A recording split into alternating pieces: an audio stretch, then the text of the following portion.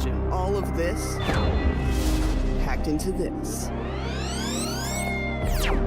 The new G16.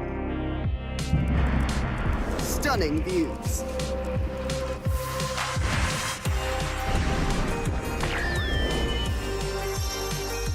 Advanced gaming performance. Top the leaderboard. Stay effortlessly cool.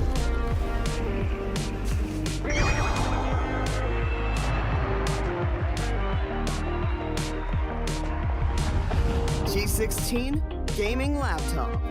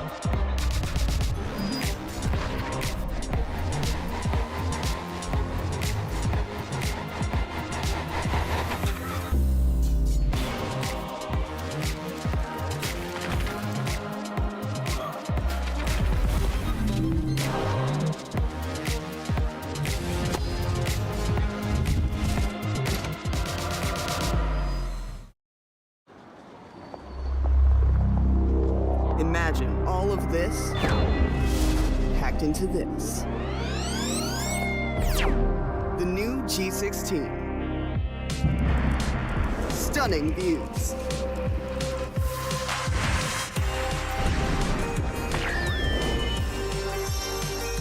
Advanced gaming performance. Top the leaderboard.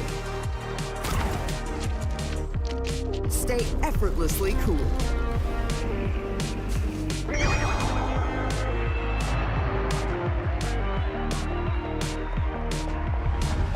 G16 gaming laptop. Hello everyone, welcome to Alienware and Intro presents Alienware Gaming Chat Race, where we deep dive into the action of Valorant, and on the second half we have Mortal Kombat 1 as well. My name is Bullet, aka Brain Sharma. With me joining alongside on the caster there is going to be my old friend Baba Gusta. So Baba Gusta, how are you doing today, man? Welcome to the show. Yeah, thank you so much, Bullet. And yeah, I'm really excited to see what two of these games we get off here. The first one is an interesting one, a Valorant 2v2. I mean, it's very rare to see a 2v2 tournament coming on these days, right? And talk about Valorant itself, where there's a lot of tactics to use about, especially in a team-based 5 to 5. Working in a 2v2 means that there's still a lot of things to cover up. So just can't wait to see what we have in stores for these teams. Yeah, definitely. We often see the Valorant, the classic 5v5 action, the classic spike action, the classic rotation action. When it comes down to the 2v2, we have the team deathmatch mode happening here at the Alienware Gaming Saturday. We have the duo chemistry working on between these guys to just arbitrate the other side and try to get off with these Amazon vouchers. On towards the, if you know, talk about the entire price, because we talk about the side of Amazon vouchers, we have the winner taking home 15,000 INR of Amazon vouchers if they secure the first place, if they win off the entire day for themselves. In the second place, we have 10,000 INR of Amazon vouchers. We'll be finishing off at the second place. We'll be taking home 10,000 INR of Amazon vouchers in the Valorant segment. But let me remind you, folks, this is not just for this is not just all for today. We also have the Mortal Kombat 1 happening at the Lucknow City at the Dell exclusive store Phoenix Palacio Mall, where we also have a meet and greet session with one of the the prominent names in the Indian esports scene, Mr. Haivaan.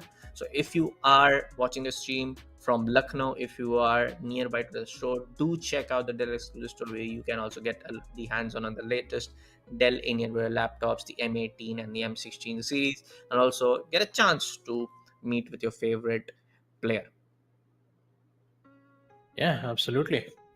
I mean, let's not forget there are two events that's happening right now, right? I mean, one of the events that's happening on Chennai, in which we have our 2v2 Valorant competition going on, especially as we take a look at the schedule itself. The four matches that we're going to have for today: R2 Iron versus Team Troll, Team PS India versus Team T Demons, Blue versus Hope, Duo, and Team 100 Ping will be our four matches for today's schedule that's happening in Chennai. Valorant 2v2 competition that's happening in our very own exclusive Dell exclusive store at Forum Vijay Mall, Vadalani. I really cannot wait to see what kind of competitions that we get to see in a very simple 2v2 Valorant matchups. I mean, first things first, we're all here for fun and games, all right? I mean, yes, there will be some competitions in the middle of it. There will be some small rivalries, but in the end, it's all just fun and games, folks. But it's all about, if I have to look into this important perspective, I could say that it could be a good place to chill, hang out, relax, and get to see the newest products from our sponsor Alienware. I mean, I'm not gonna lie, the laptops that we're looking at right now, Alienware M18 and M16, could definitely be our gaming choice especially a choice for gamers. So make sure to check it out. Make sure to check out our two important exclusive stores, that's in Lucknow and Wat Palani in Chennai. So yeah, we just gotta wait and watch for our four matches that's going to happen for today, folks.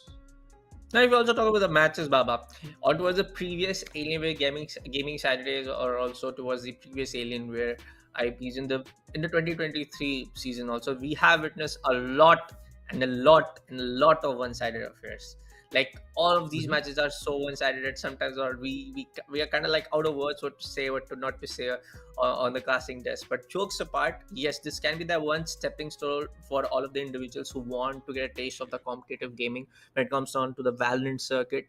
The same goes on for the side of Mortal Kombat. I mean, when you talk about Mortal Kombat, we don't see much of these tournaments happening in for the fighting gaming community. So it's also a great step taken by the side of Alienware and Intel to sort of get those games also in their IP. Kudos to them. But yes, as we talk about all of the things, folks, we have already started the matchup between the side of R2 Iron facing the side of Team Troll. The opening kill has already been taken up from the side of R2 Iron, and the other opening kill also has been confirmed by the side of Team Troll.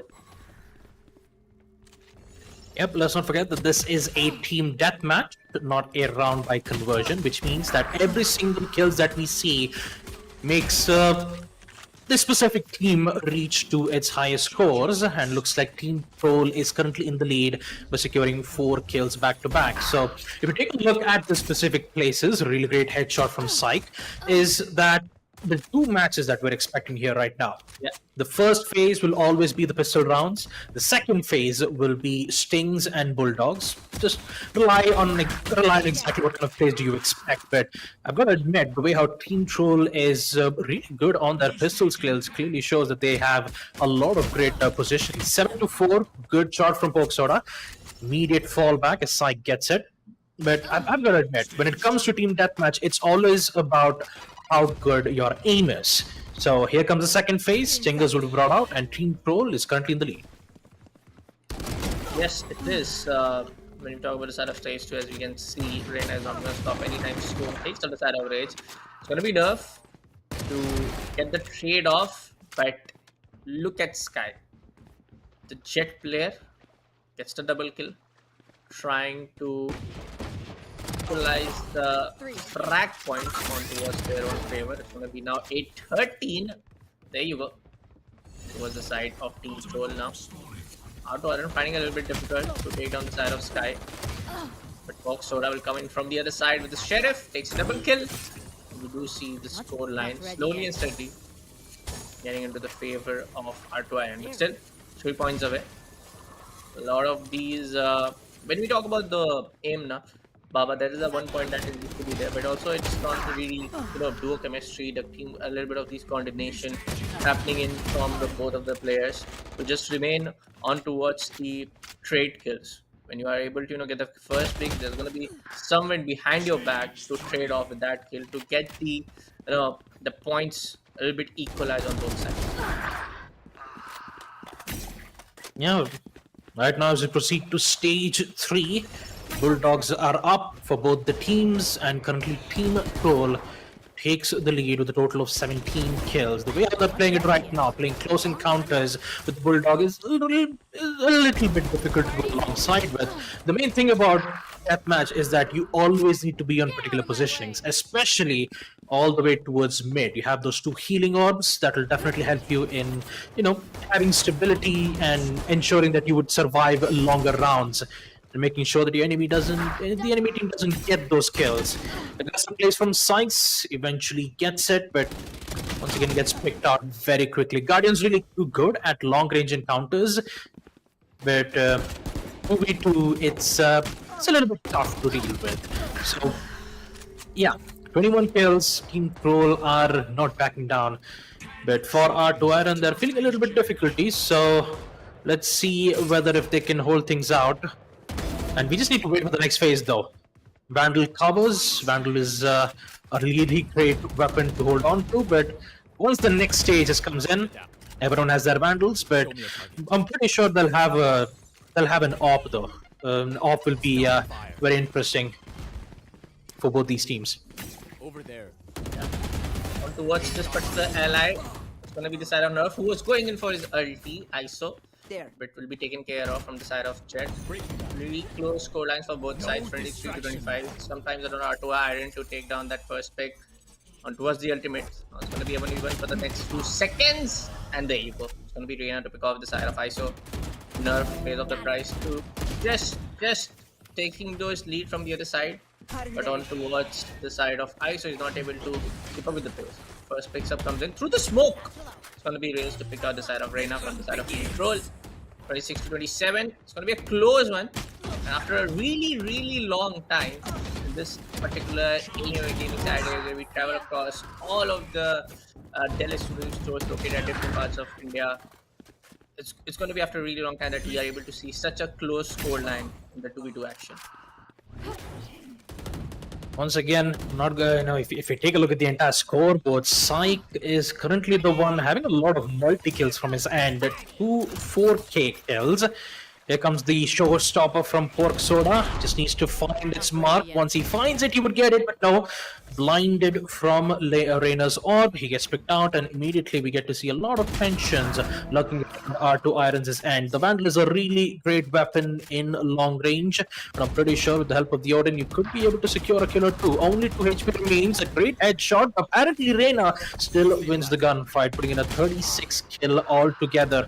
I mean, you can see having 2 duelists in a team deathmatch clearly shows how powerful it can be in a team deathmatch. Although ISO and Raze are also great duelists, they really heavily rely on defensive abilities, especially when ISO has his shield, Raze has her showstopper, but you need to make sure that you have those ultimate ops as best as possible. Vandal shots once again, nerf of problems, but he'll still get those 2 kills without facing any issues at all.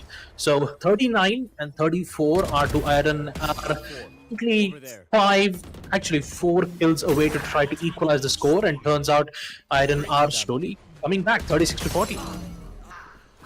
Yes, sir. It's going to be a bit of a good lead coming on towards the side of Team Troll, where they just need to maintain on towards not letting the side of R2 Iron to climb back towards the 40-point score mark.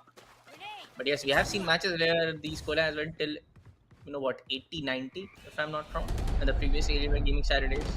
But yes, that will be there for another conversation, folks. It's going to be psyched to take down side of Race coming in from the side of R2 Iron. I'm able to see R2 Iron again having a little bit of trouble. A lot of trouble actually to deal with the Team Trolls Jet player Sky. Box Soda on the other hand, definitely this time around will be able to take care of Team Trolls both players. Now it's going to be Psych to come up with the Jet's ultimate. So it's also Vandal yet again. Trying to cross on towards the left side alley together.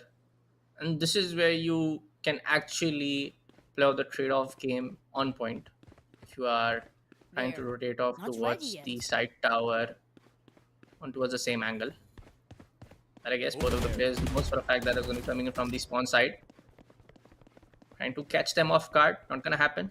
2 minutes remaining in for the final stage. Yeah, we're going to see close encounters now. Pork Soda securing 1. Although the paint bomb won't be able to reach exactly where he was expecting it to go. But still, when it comes to the lead, Troll is still holding on. The total of 45. And looks like the Reina will find its prey once again. There goes Nerf. Will we see get a second kill? Yes, he will. He secures the double kill back to back, falls back to safety with an Odin in his hand. Pork Soda is going to be careful, but no. Pork Soda actually gets it. Taking out the Odin player in hand will put Team Troll in a very good spot though. 49 kills. The main thing about 2v2s is that if you secure an entire ace back-to-back, securing 4 or 5 kills back-to-back with one specific player, I'm pretty sure they'll be the ones who'll be in the lead. Pork Soda will secure the headshot, taking out the Jet. The main thing is that repositionings and securing kills is the best way to go. Important part, survival. Oh, good shot. Great shot before Pork Soda. Second kill. Ball has been given immediately. Applying pressure back to back. Pork Soda is looking really good. Ultimate will be used from the ISO, but unfortunately he won't be able to find one. Quad kill for Pork Soda. Fifth. Absolutely, he will get at 30 HP remains. Unfortunately, he gets tagged out through a wall bang. 53 kills in total. R2 Iron 49. They are this close of trying to get themselves back up in the lead, but unfortunately it is Troll who still has the advantage by applying a lot of pressure towards the mid. Applying a lot of pressure towards the side of the mid, but in the last 15 seconds, can they actually get a back-to-back 4 kill to kind of like draw the entire final stage to get on towards the last 15 or 20 seconds of overtime, if I'm not wrong? No. Gonna be the side of Team Troll to actually just go on towards the spawn area and just take a 4K coming in from the side of Psych, and it's gonna be ace in the final few seconds. 61 to 51. That's gonna be Team Troll to win the first match in this Alienware Gaming Saturdays. A great one indeed. But yes, R2 Iron was able to capitalize on a lot of mistakes which were being made from the side of Team Troll in the final. Actually, the last couple of minutes happening at the final stage. So that was a pretty good match compared to what we usually see here at Alienware and represents Alienware Gaming Saturdays. Yep. Usually when it comes to deathmatch, we usually play it as a form of practice, right? So I'm pretty sure the two teams, even though team that much is used for practice, I think that they really had a lot of fun though. I'll just give them that. Four players, four teams back to back. I mean, we're not going to expect a lot of controllers nor sentinels being in place. So it'll be a back to back duelist plays. It could be either the Reina and Jet combo, or it could be either something else. But all in all, I've got to say it's an entertaining match to look out for, and I've got to say the Reina and Jet duo really shows, they really showed how well that they could play when being in pressure and when they, apply a lot of pressure towards the enemy side. It's looking good.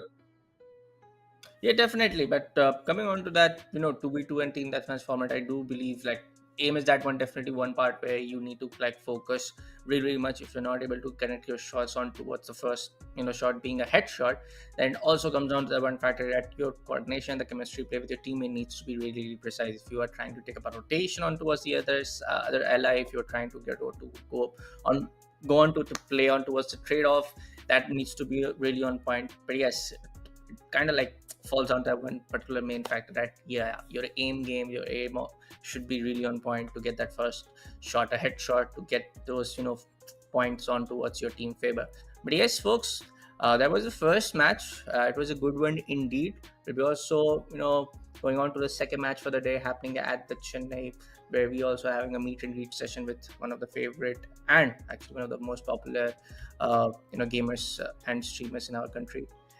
Yeah, Harshita Shukla. But yes, talking about the side of prize pool, if we talk about the side of prize pool, it's going to be 40k INR worth of Amazon vouchers for the entire Alienware Gaming Saturday happening for today, where we have 25k for Valorant, and we're on the first place where the team takes in 15,000 of Amazon vouchers. Let's take a short break first, and we'll be coming right back after.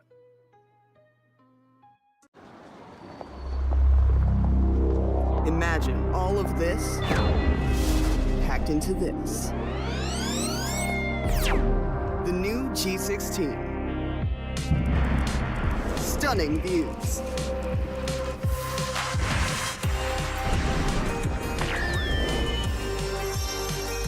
Advanced gaming performance. Top the leaderboard. Stay effortlessly cool.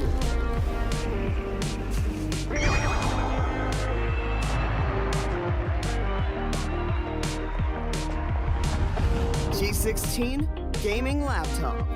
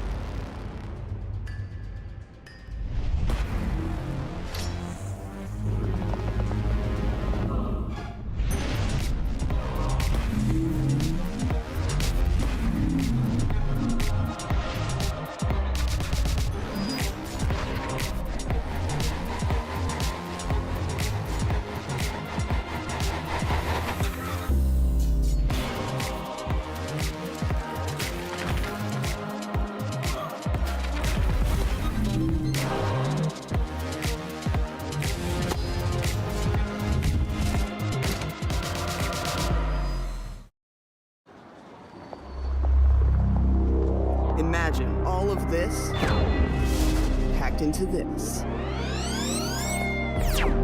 The new G16. Stunning views.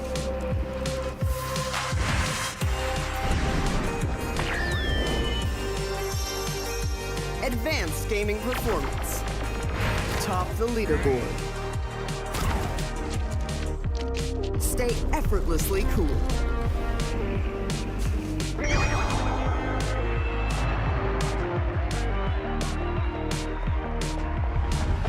G16 gaming laptop.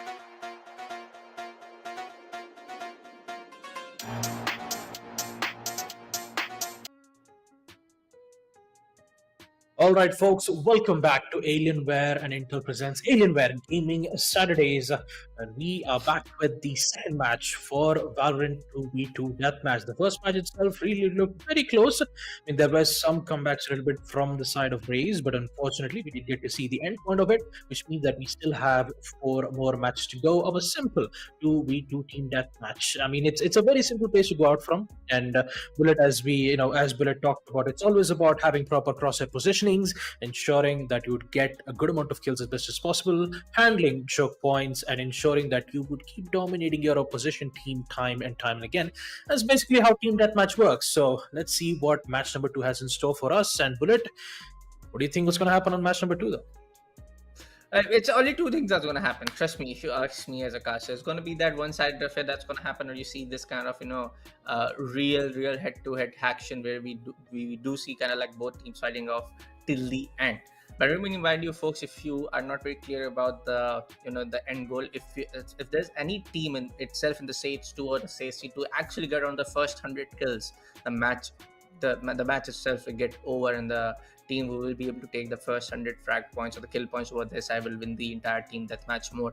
Also comes down to that part where we do see some teams kinda get onto the part that they are not able to even cross that 40 or 50 point marker when it comes on to team deathmatch, where the other team is kinda on the what do you say, immortal rank, or sometimes we also witness the other side being radiant. We have saw that in the previous Anyway Gaming Saturdays. But anyways, that is for the another conversation to happen. But kudos to Alienware and Intel. Last time, if I remember, we had some other games happening at this IP. We have another set of game named as Valorant and Mortal Kombat happening in for the 2024 season. So kudos to Alienware and Intel for kind of focus on towards the other sections of the game as well. It comes down to the Indian gaming scenario. On towards the opening side of Team 3D Demons and PSIND, we do see the side of Demons kind of getting picked off at the very beginning from the side of KO98, who's playing with Reina. Yep. Once again, I've got to admit, Team PS, they are looking very good. I mean, the opening itself, that they've secured 2 kills back to back, all the way from those long-range gunfights. Phoenix has a really good ability that he could heal himself, and the best part about it is that he's able to use his flash to blind his enemies, giving them important opening that he requires. But going up against Neon, which is a really versatile agent when it comes to maneuvering the place, it will be very difficult for them to reach those important sight lines. Exactly where Demonoid is currently playing from, having 2 healing orbs as well as the weapons is a really good position to be in. You'll have your weapon upgrade and you'll have good regen on your HP that you can survive on longer range. But when you have Neon playing in very close range, it will be very difficult to win the gunfight up against. But looking at it, it's just filled with long-range gunfights from both the sides. 10 kills for IND, and for Demons, 5. Currently, they're having some issues to deal with, and Demonoid will gladly respond back with a Marshall 2-wall. On towards the side of Team Demons, we do see the side of Akash able to take down the side of PSIND. Just let the frag points coming on towards their side. Humanoid able to take down double kill. Monka and KO98 both going down from the hands of Humanoid with that Marshall's shot.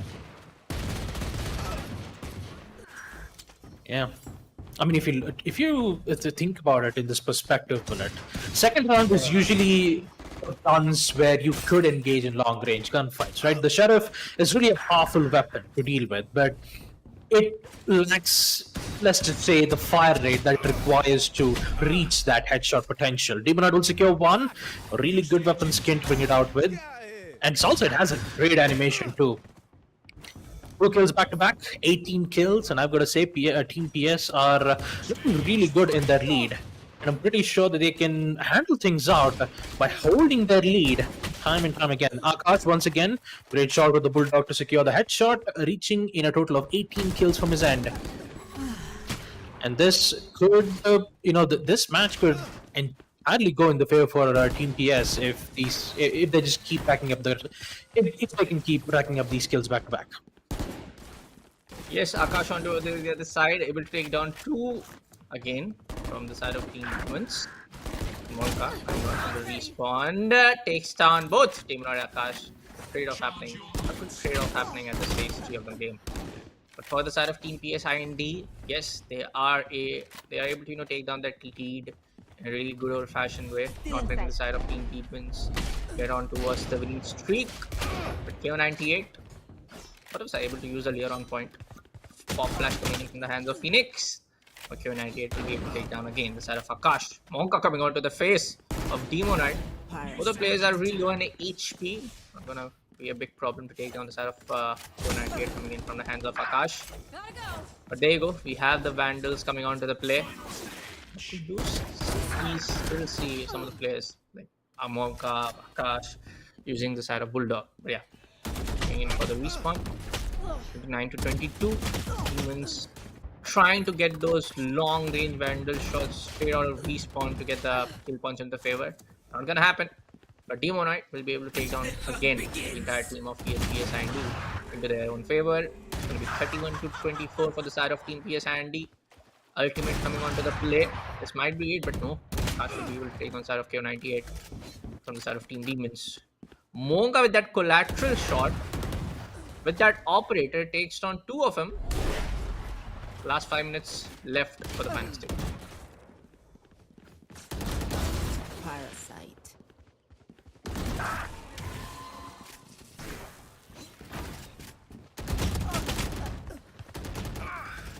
For the time being now, yes, it's gonna the lead is gonna be pretty much crawling on towards the side of PSIND, getting huge for the side of Team Demons to kind of get on towards the winning stage of the entire section.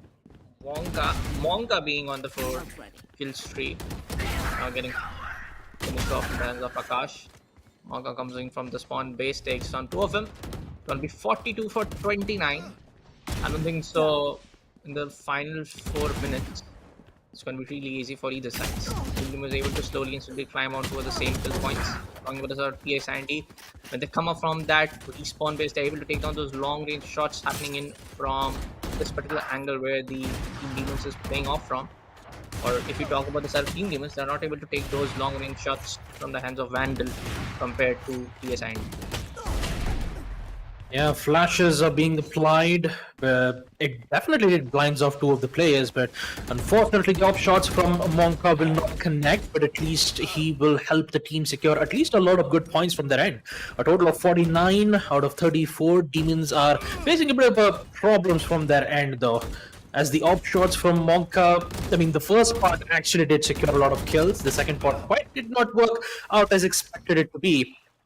But having a lot of great kills with a huge margin could clearly give PS the advantage that they need. Most of the gunfights that we're looking at right now is quite likely long range. We don't get to see them push all the way from the sides. It's just one simple lane of chaotic gunplay, folks, filled with ops and vandals. Monka is just constantly using the ops as best as possible because security shot is more important because, you know, as an op, if you secure it, that is more than enough to secure an even better points for the near future. 57 kills, a great headshot for Akash as he responds back by picking up the op in hand. And I've got to admit, Monka, he is currently feeling the heat. And with the ult up in play, the speed demon is about to secure 2 to 3 kills, in which he does. One of them was through the walls with the vandal, and the second kill will be made. 61 kills. The biggest question is, will we see 100 kill in a 2-minute mark? That's a difficult question here, Bullet. Might be the case where we do see the 100 kill markup coming in from the side of PSIND. The final 2 minutes left on for the final stage. But I do feel like yes, Team Demons will try all the cards in their deck to kind of stop off the side of PSIND to climb up that higher stake of the kill points. But for now, it's really hard to say, even for the side of Team Demons. Definitely, when they're trying to stop on towards to get the lead on towards the upper part of the PSIND, but I do feel like Team Demons won't be able to kind of get onto the equalized sections of the scoreline. 51 to 67, really hard to kind of get 12 and 13 kill frags onto their favor back to back, where you are facing a team like PSIND who are able to shut you down as soon as they come out of the spawn area. And this is what I was talking about. You just saw the kill coming in from the side of KO98. Yeah, it's kind of hard, but not undoable. Yeah, apparently if you take a look at the scoreboards itself, you could see that, you know, Team PS, they are, I mean, they're just getting 2 kills back to back, and the pressure itself is a bit difficult for Team PS to deal with. The fun part about it was that Kyo was all by himself. He just 1v2'd for the past 30 to 40 seconds, securing kills back to back and having a total of 74 kills in total. And at this point, it's just a 1v2 battle once again from Demonoid at this time. Nice. The shots will not connect, securing Demonoid his 4th kill of his, 4th kill for his play. And Akash, I mean, at this point, it will be an extensive repeat. They are stuck in spawn. They have no other choice but to remove the important parts of the equation. or either wait for the utilities to come up so that they could be able to use their flashes, use the Empress to try to have the edge of the fight. And this time you could see Demons are facing a lot of problems. 10 seconds left, and I'm pretty sure the end result would be that Team PS will secure this win without facing any problems at all, having a total of 80 kills in match number 2. The previous one was 70 kills, and this match Team PS will secure a total of 80. So at this point, it's like a speed run at this point. Who will reach 100 kills in a match of Valorant 2v2 deathmatch? I mean, it's not that easy. I'm not gonna lie. It's not easy. It's a 2v2. You have at least 10 minutes, and the only way to secure a lot of kills is to control important choke points, reach at the spawn points, and just keep steamrolling every single time in order to get those 100 kills. But when you add abilities into the mix, that's where we get to see a lot of changes. That's where we get to see a lot of build-ups happening from both the sides. So the maximum that we have reached is 80 kills, but who knows, maybe we could see 100 in our next matchup. Yeah, definitely. The first match for 70, and the second match for 80, maybe the third game for 90, and then in the fourth game, we'll be able to see the 100 kill markup coming in from any of these or teams. Maybe a decimal point, like 95.6, like 90.1. I mean, it doesn't happen, but only one can hope. Only one can. It is not the board exams happening in the Alienware game chat today. So that's one thing. Yeah, there's no board exams happening here, folks. I mean, we could talk about headshot percentage, but so is cost life. Percentage. But is the cost a thing in Valorant? But anyways, jokes apart, folks, we'll bring that to the other conversation. But yes, we do have a lot of matches pending in for the side of Valorant action. We do have also the Mortal Kombat 1 action in the second half of this Alienware Gaming Saturday broadcast presented by Alienware. And to remind you, folks, make sure to check out the latest lineup of laptops coming in from the Dell Alienware M18 and then Alienware M16. All of the relevant links will be down in the description below. We will be taking a short break and coming back right after.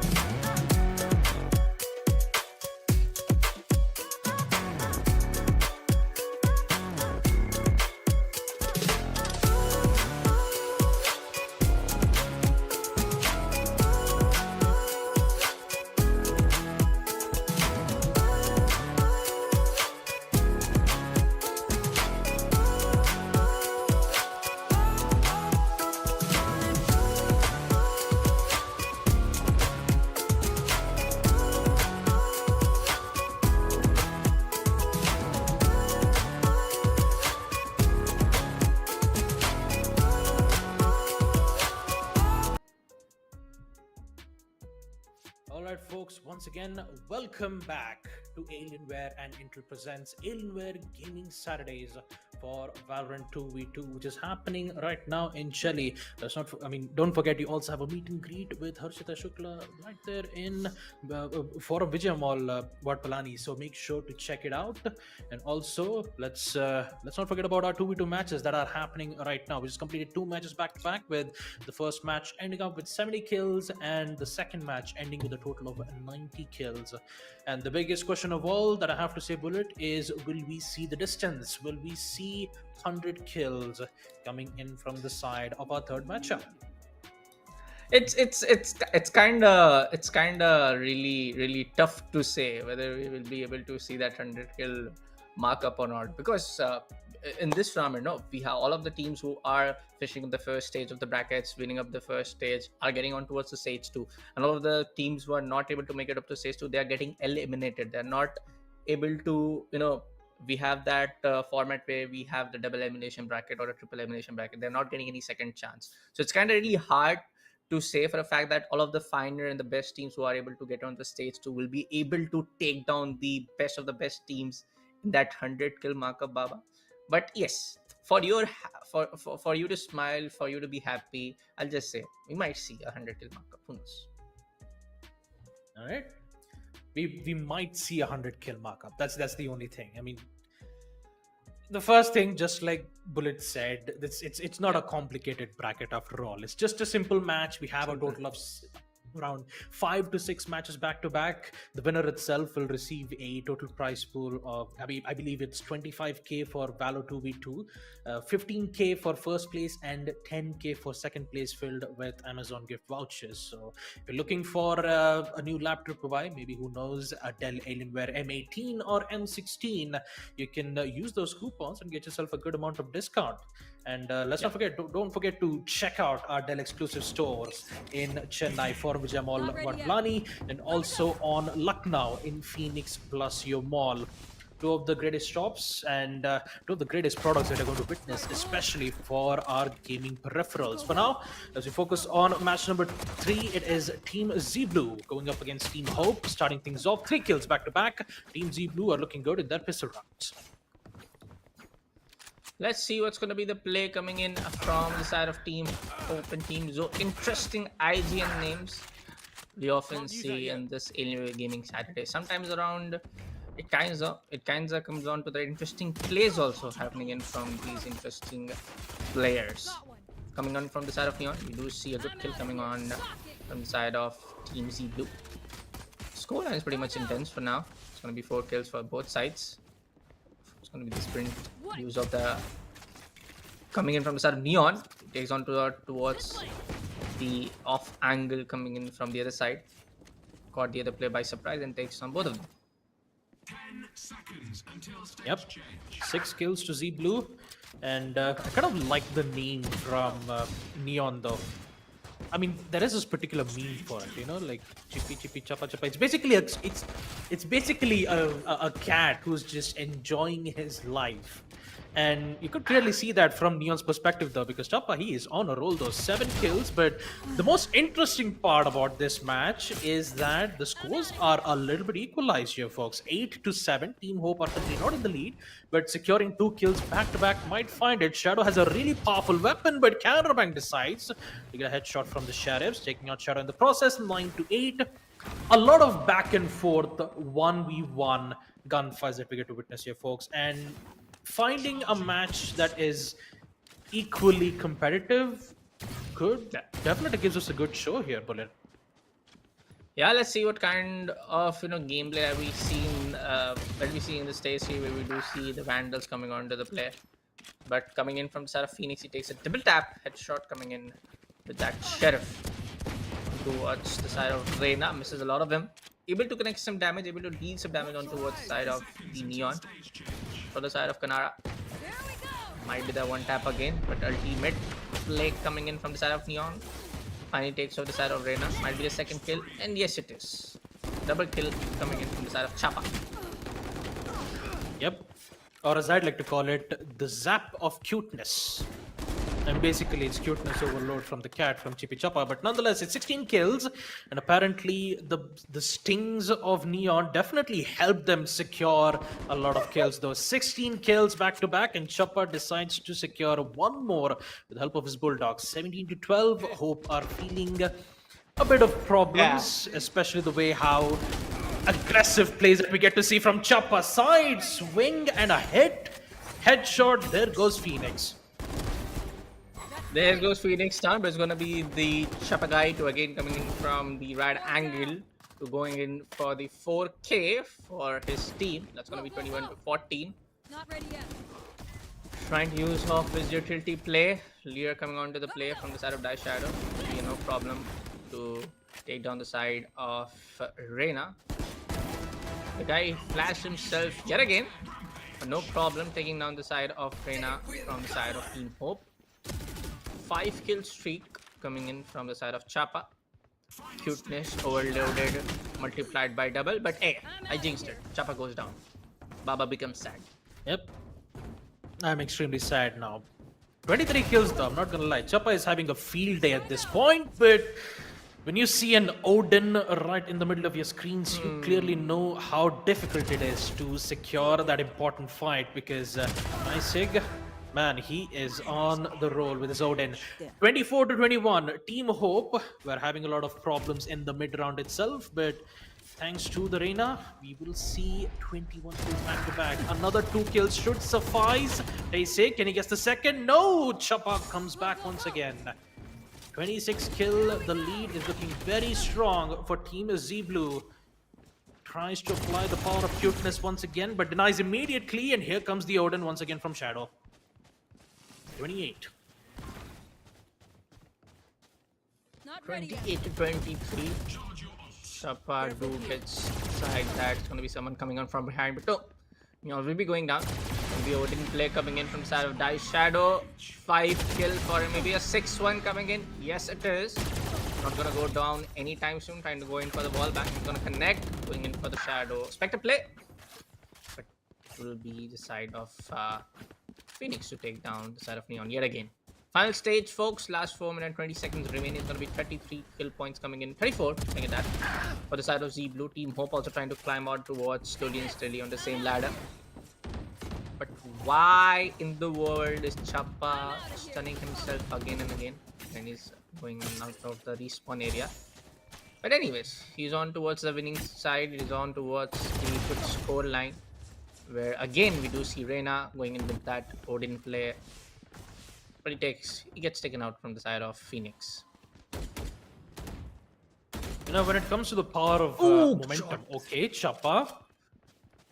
You know, even though he messed a little bit of his, utility usage, he surely knows how to get headshots. Oh boy, where is Chippy when you need him? Sweet. When you have Choppa just getting shots back to back, 3 kills, 42 kills, the concussions. Why do you need them? I mean, you don't need concussions. You only need a shot to the head to confirm kills back to back. Looks like he is feeling it for yet another one. No, denies immediately. Here comes the Odin once again from the Shadow, looking around from the backside. 44 kills, make that 45 as the power continues. The sun! Oh! The blindness was used, but Shadow decides why? I mean, even if I get blinded, I can still use my Odin to secure those 2 kills. And now the pressure is on for Team Hope as they are in the site. But the Phoenix decides, you know what, you can stay in my sight, but not for long, not for more like 5 to 10 seconds. They're back, but not for long though, because if you take a look at the scoreboard itself, it is 50 kills out of 31. It's kinda really hard to say for the side of Team Hope that they have Team Hopes remaining, man. 30 around an average of 22 or 20 kills almost to, kind of get these scores equalized. It's 51 to 33 right now for the side of Team Hope. It's really hard for now to climb back towards the equalizing score. Then we see a draw, then we see an overtime stage. Not gonna happen pretty soon. Choppa takes down the side of Reina yet again. For the concussion. Knows the fact that there's going to be 2 players on towards the same ally. It's going to be Reina to come in from behind. I know this is Valorant and the logic might not apply, but one guy playing on the assault rifle, one guy playing on LMG gives me the vibe of one guy playing support and one guy being on the assault. It's like one handles the front line and the other supports Yeah. holds the back with his life. That's Yes. how usually teamworks happen. But if you take a look at Choppa's abilities, I'm not gonna lie, I kind of like his movements. You know, he knows how to maneuver, he knows how to jump strafe. The thing is looking very good. I mean, at this point, I clearly know what Choppa is doing. He is making, he's just making itself, he's just making the entire match hard for himself. So he concusses himself just for good luck, so that whenever he goes up against his opponents, he would end up securing the kills. I mean, look at the repositionings. Once his location gets caught, he immediately falls back and finds a different position, but doing that will reveal his positioning just by hearing his footsteps. But if you have a great aim like him, then you don't have to worry about anything at all. And once the Odin comes in play from Shadow, who is holding all by himself from the mid side, I mean, you don't have to worry about it. 70 kills as the pre-fire from the Odin secures, and I gotta admit, Team Z Blue are just feeling the heat. They are feeling it's. I mean, at this point, they're having a field day at this point. It's a vacation day for them. 73 kills, Team Hope with a total of 38, and as we reach a total of 39 seconds, it's pretty much clear to say that Team Z Blue has won the entire match.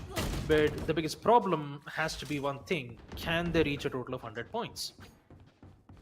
Not in the last 20 seconds. I'm pretty sure they might be able to reach the 80-point markup, and Shadow is just waiting for the Odin to get on over there and pick it up into a combo for the double kill yet again. Trying to use the first pop flash coming in from the South Canara Bank. The fixed deposit might not get secured, but it's going to be the side of Shadow to pick up the side of the kills coming in. And there you go. I was talking about the 80-point markup, but in the final kill, it's going to be the side of Canara Bank to secure the deal. But yes, 80 to 44 yet again. So we are still waiting in for the 90 mark point to happen. Still waiting for the 100-point markup to happen. It's going to take time. It's going to take. You have to wait for it. I wouldn't say it would take time. There's a specific deadline for the team because we only have 3 matches left for our 2v2 Valorant, right? I mean, the first place, once again, will receive a total of 15,000 Amazon vouchers, and second place will also receive 10,000 rupees of Amazon vouchers, in which they could get themselves a free, I wouldn't say free, a good amount of discounts for Alienware M18 and M16, a really powerful laptop, I mean, which could be used for both gaming purposes as well as, if you're utilizing softwares for like video editings or photoshops, or even better yet, if you're into architecture, then I'm pretty sure Alienware will definitely help you use the specific needs to help you for your near future. But for now, I believe that would be the end of match number 4. I'm pretty excited. The way how Choppa played the entire match, it was really good. The movement, the play style was just really fun to watch. But in the end, we just have to move on with our next matchup, and for that we'll be taking a small little break, folks. We'll be right back after this.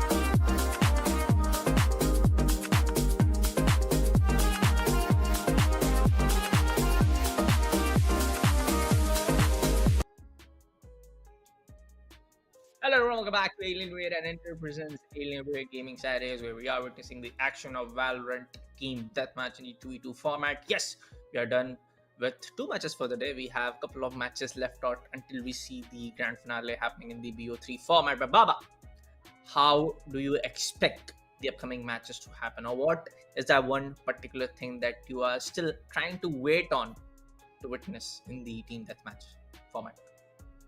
You know, it could be either speed or it could be either control.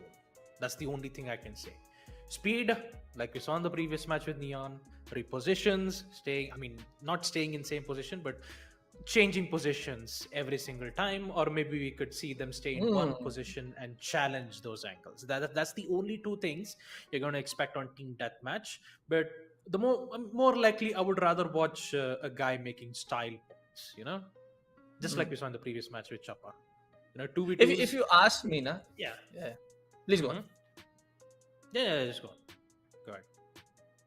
So if you ask me, I really want to see that one tap action happening on the longer range side. I really want to see those vandal shots kind of connected tap here and there. I want to see that action happening in. Basically, you want to watch a accurate, satisfying FPS, right? Yes, that satisfies me. Yeah, like great gunplay, great movement. Yeah, I mean, we all love to watch it. You know, it's basically like it's what makes you want to play Valorant, right? Like getting the satisfaction of being an expertise in control, you know, managing to control movement, you know, being good at accurate gunpoint. I mean, that's the two things that you need to be careful of in Valorant. One is movement, and the second is aiming. If you keep moving and shooting, I'm pretty sure that the projectile that you try to shoot at goes at a different place. But if you want accuracy, you need to ensure that you stay still and hit. But usually you'd have a little bit of mixture in the middle of it. But yeah, let's see in this next match between Hello Kitty and Team Duo. Already 2 kills back to back from Rohind and ISO. Looking really good though. And the Team Duo apparently start things off with a pistol round, securing 3 kills back to back. And I think you're going to see a lot of headshots coming in from Rohin's end though. Very close near the spawn. He's going to get peeked out very early unless ISO has something else to say. Blinded. Still gets the kill either ways. And just like that, it is 6-1 Team Duo. Solid start from their end. Let's see what's gonna be happening on to the play when it comes on to the side of Hello Kitty. Interesting names there. I don't know why the name Rohin the Ant Fixes rings into my ear. Probably someone I know. But anyways, that's not going to be the case, which is going to be so important. But stage 1, New stage in 10. all going to be almost over, as then the in-game net also stays for the fact that it's going to be stage 2 happening in the third after the 10 seconds. Rohin takes a good shot towards the side of Hikaru. That was a really bad whiff. But it's going to be the side of ISO. Not going to miss any kind of shots. Hikaru goes down. Rohin takes on the side of Fixes with that Sheriff one tap headshot, and this is what I was talking about. I want to see those one taps happening. Really good gun games, really good repositioning around the really small arena based map. Go, go, go. Fixed on towards the other side, takes a headshot, coming in with that stinger as well. Right side of Team Hello Kitty, slowly and steadily, they're trying to get on towards the bigger lead.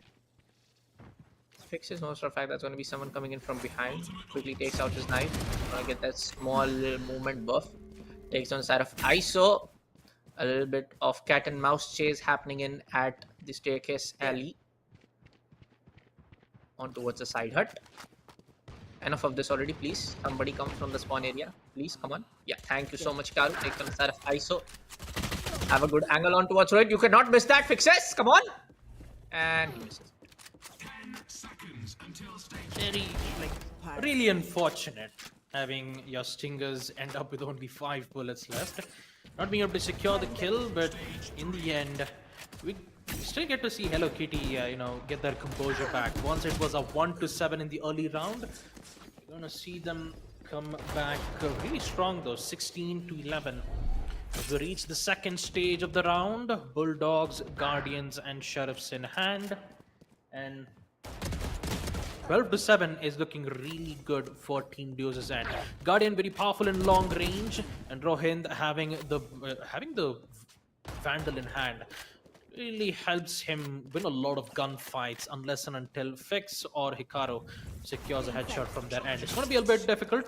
Hikaru secures it, taking out the ISO. There goes the Guardian, but the Vandal is still present from Rohin's end. Actually, no, he has the Guardian. No, he has the Phantom. Still doesn't work out well for him.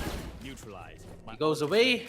Immediate refrag. He has the ultimate, and ISO is looking to challenge 1v1. No, unfortunately he won't. Fix will get 2 kills back with the Phantom.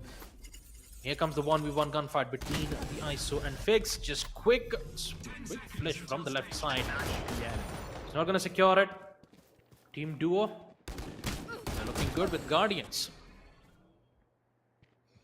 Looking good with Guardians, but yes, Hello Kitty was able to capitalize the initial lead happening on towards the stage 2. But now if we talk about the side of Team Duo, it's going to be them to take down some good kill points on towards their favor. 24-20 in the final stage. Beginning of the final stage, I just want to say it precisely. Fixes takes on the side of ISO. He knows for a fact that it's going to be Reina, Nemesis coming in from the left or maybe right angle, anticipated it correctly. Not able to connect the shots on the right time. Rohit takes on both of them. 21-28. Team Duo slowly and steadily capitalizing on all of the mistakes happening from the side of Hello Kitty. They're not kind of getting overconfident, going on toward the spawn base right on the face of it.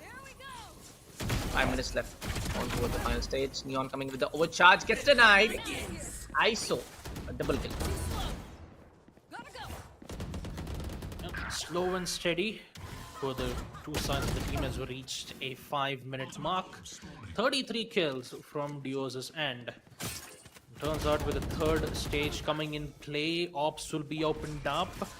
Fix tried to secure the orb, unfortunately he could not secure it. The Empress is being very annoying for Hello Kitty to try to get themselves back up on their feet, because Rohind is just on point, 6 kills back to back. The Empress is giving so much power from his end. He was about to get the 6th kill, trying to use the dodge ability. Unfortunately he could not, needed to get straighted out. And ISO once again still contests the angle. 2 kills back to back, 41 kills. Hello Kitty are down to a total of 20 kills though. It's looking very bad. Rohind is just on point though with his shots, headshots galore. The Empress ult definitely gave him around more than 6 to 7 kills back to back. And the whole repositionings is just making it even much more tougher for Hello Kitty to secure it. I mean, you have one player playing from the front side, the other holding from spawn. This is tough.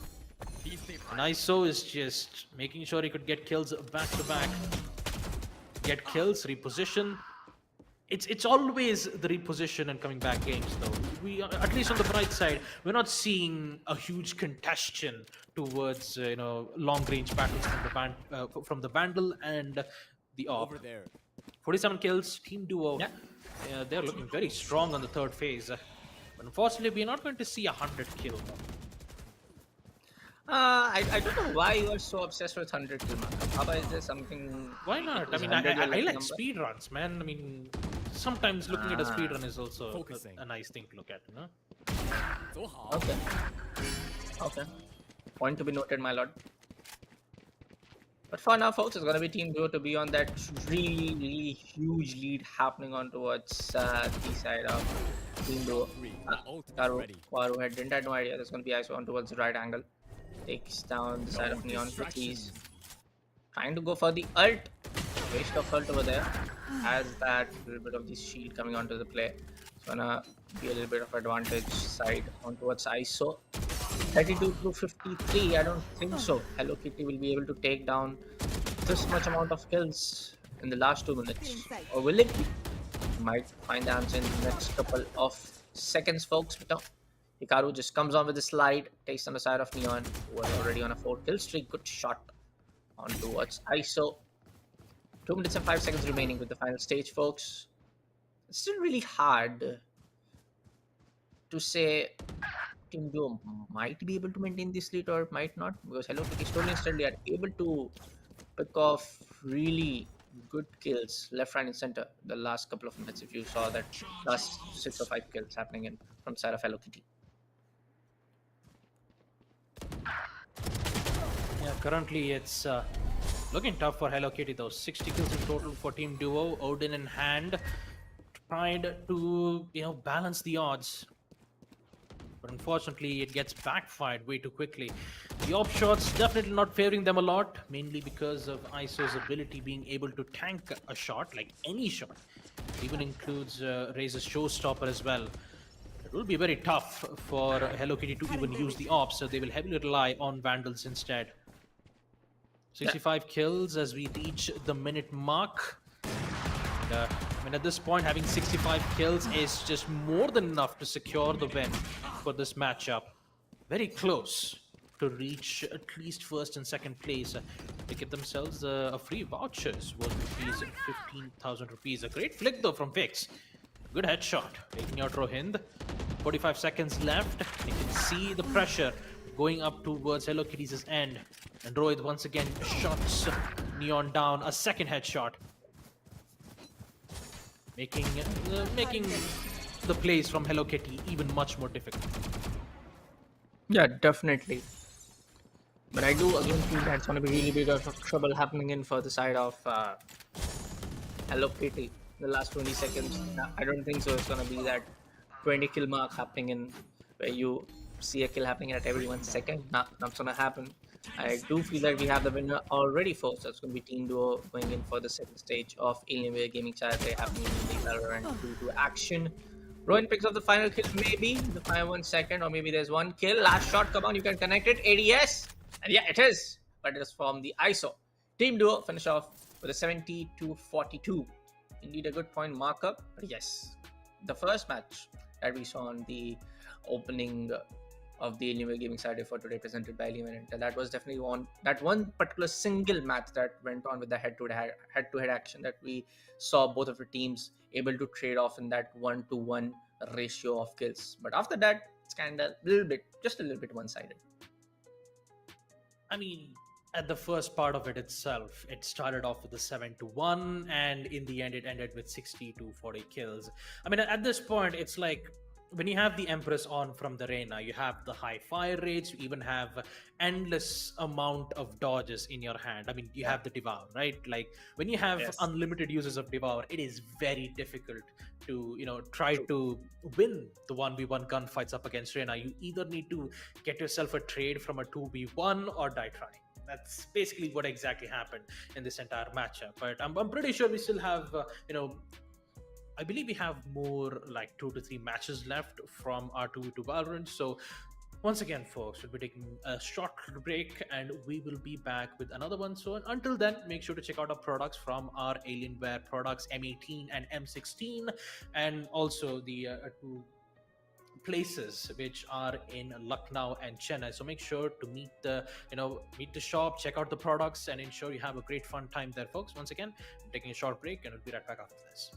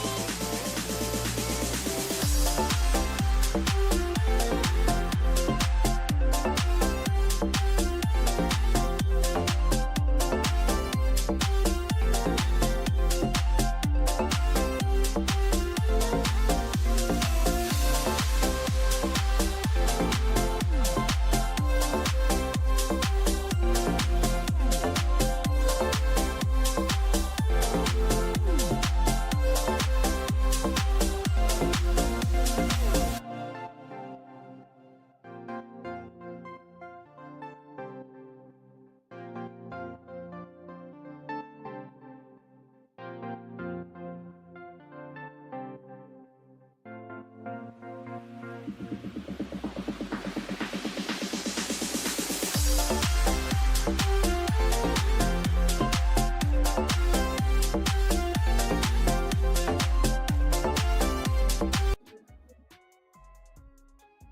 everyone, welcome back to Alienware and it represents Alienware Gaming Saturdays. Yes, folks, we have witnessed almost 4 to 3 matches back to back now where we are able to see some really good matches happening actually on a head-to-head action where we do see the scorelines and pretty much intense. But yes, most of the time, the last couple of 2 matches we saw a difference of almost 20 to 25 kill points between the both teams. But yes, on towards the next matchup is the big question yet again coming in from the side of Baba Gusta. Whether it's going to be any team to cross that 100-point markup, right, Baba? I was Reach about to. 100 Yes, I was about to say like reaching 100. I was about to talk about that question, but at this point, just think about it. Reaching in a 10-minute, like having a total of 100 kills in 10 minutes, only a 2v2, kind of looks like an impossible task. I mean, the maximum kills that we witnessed was around 80 We have or witnessed 85. it. Yeah, we've witnessed 80 or 85, but never really 100 though, right? So I'm just setting a higher Let's see. bar for these teams, just complete the entire match like having a total of 100 kills. I mean that would that would be great, right? But the thing is, you need to have good coordination if you want to pull that off. Every second counts. You need to ensure that if you get picked out, you need to recover it as quick as possible. Never let them know your second move. And the way how you do it is just get control. Like get control on mid. You have your healing items. You even have your upgrade weapons. Make sure to always get yourself an upgrade weapon, and make sure to at least dominate on first, second phases of those rounds, because on the third phase you'll have vandals and phantoms, right? So once you reach the third phase, it's an even ground. Anything can happen, unless and until if you have an Odin or an Op, we won't be able to know. But for now, enough about predictions. Let's just focus on the match itself between Silver Boys versus Team Fallen. Starting things off with a pistol round, it will be Seagod to find his first shot from the Ghost. Yeah, first shot from the Ghost. Shorty operator playing against Saravadal. That's going to be Augie. To roam like a cockroach. Takes on the side of Reina. She got 10. On towards that good headshot. Said gets on. Battle takes on the side of others. Nemesis Reina. It's going to be Seagod with a triple kill streak coming in the first few minutes itself. Enemy down. That's going to be Augie with a really good shot on towards ISO. But yes, Augie doesn't know for the fact that's going to be someone. Definitely there's going to be someone on towards the center of the stage. On towards the center of the arena. You just cannot inspect your skin and just roam like that. Again, it's going to be Augie as I speak. Oh boy. Oh, using some utilities in the team deathmatch. And as you hear the in-game narrator, it's going to be stage 2 happening in the next 10 seconds. Like I said, usually in team deathmatch you don't expect to see a sentinel role being played, but turns out Augie decides, you know what, let's think out of the box. Let's just see something else that fits the perspective. And bringing Sage, although the ultimate doesn't quite work exactly how you think it would happen. I mean, in team deathmatch, you'd need an ultimate that would deal a lot of damage, not have yourself more support. So either ways, I know exactly what Augie is thinking right now. He's going to use the power of the walls, try to gain high ground and get more kills back to back. And it's much more powerful in the third phase once Augie gets a hand of these bandits and shotguns. But for now, he needs to deal with close range encounters. And at this point, it's Shorty Operator who gets things done. 17 kills total at the hands of Team Fallen. And Silver Boys, they are feeling a bit of struggle from their end. But Augie has something else to say with this, with the Spectre. Maybe, maybe not. 19 kills, and the lead is, slowly stacking up for Team Fallen's end. No distraction. Stacking quite a lot, if you ask me. Seagull going in for the ultimate. He just sprints onto the face of opponent's Reina. Takes onto the kill, comes back from the ultimate's. Shorty Operator gets on towards the Vandal. Waddle. Interesting name yet again. Might be able to take down 2, but nah. From the both sides was the side of Silver Boys to come up and obliterate the opponent. Seagod gonna fail to take down a quick double kill on towards his favor. And a quick triple also. Might be a 4th one coming in, but it's gonna be the team's Reina from the side of Team Fallen to shut down the Silver Boys. Yep, 25 kills for Fallen, and at this point, Shoddy Operator is currently dominating in this map. Almost. Augie tries to come back with his own response, getting 2 kills back to back, and he's thinking of securing more kills. He also have good sustain from his abilities, but not quite a lot, because once you get picked out, it will be very tough to come back. The way how you see the amount of aggressive plays being made, I like the use of the walls, but I'm pretty sure it won't be able to help him secure more at all. Never mind. Vidal and Augie, both of them will secure those important frags as we reach stage number 3. Vandals are up, and so is Team Fallen still gaining the lead. As flashes will be made, it's still not enough for Vidal to secure the kill. And just like that, the control of orbs is going in the hands of Team Fallen. They have all the healing. Orbs. They have the alt orbs. Followed up with the Empress. Almost tries to secure the headshot, but unfortunately, the Empress will be wasted. But the lead still stays the same. 32 kills, Silver Boys with a total of 90. Total of 90. It's gonna be the play. Let's see, folks. Final 5 minutes for the game. I do feel that still, Silver Boys can actually go on towards the marker where they can reach up on towards the same scoreline where the Team Fallen is at right now. Equalize the frag points into their favor. But talking with the side of Shorty Operator. Finds Augie trying to go for that through wall bank shot against that barracks, against that wooden stacks. Shorty Operator will be able to take the side of battle on the other side, and Seagull will be able to take on the side of Sage. Going for the Lear, blinded his nemesis, and Seagull is not going to stop anytime soon. 38 to 21. Silver Boys slowly and steadily trying to climb back one after another. But it's going to be the Fallen to be on that really huge stacked up lead of 40 kills.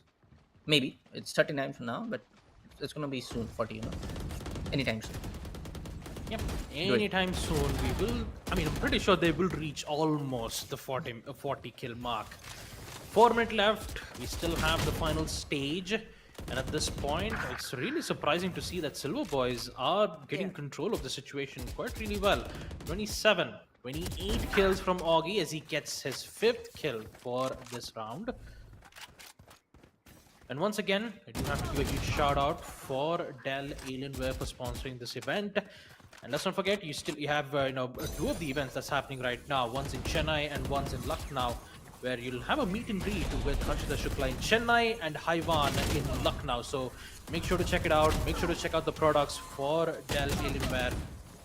And also have fun while enjoying the entire place. You have great peripherals where you get to have fun playing Valorant in the highest performance as possible. That's usually the dream, right? Playing Valorant in a good FPS with a great refresh rate that's coming in from the laptop itself from Alienware. So great products. Make sure to check it out. Once again, if you take a look at the game itself, 48 kills for Team Fallen. Shoddy Operator and C10 are just pressuring back and forth. And at this point, having a huge lead like this clearly shows that Team Fallen could end up winning this entire matchup. Yeah, definitely. Team Fallen is going to be the team who's going to rise up from the ashes for now. Interesting name, interesting plays. But talking about the side of Silver Boys, can they actually get on towards the gold level of play as the main part? Battle will be able to not see the opportunity to take down the side of Seagod. But in the end, Augie was able to take the quick trade off over there. Augie comes on towards the short alley over here, which connects the both sides of the respawn area. Shortly Operator takes on the side of Augie with that Phantom. Seagod will be right there to help off. Just got respawned from the base, take down the side of Reina. But yes, like I said, in the final 2 minutes, Is it really possible to take down 20 kills at least? It's gonna be, as you can see on the screen, folks. It's 38 for Silver Boys and 53 for Fallen. On average, they still need to take up 20 kills at least to be on that lead somehow. But Team Fallen, on the other hand, C God comes down towards the other angle and takes down the side of Team Fallen.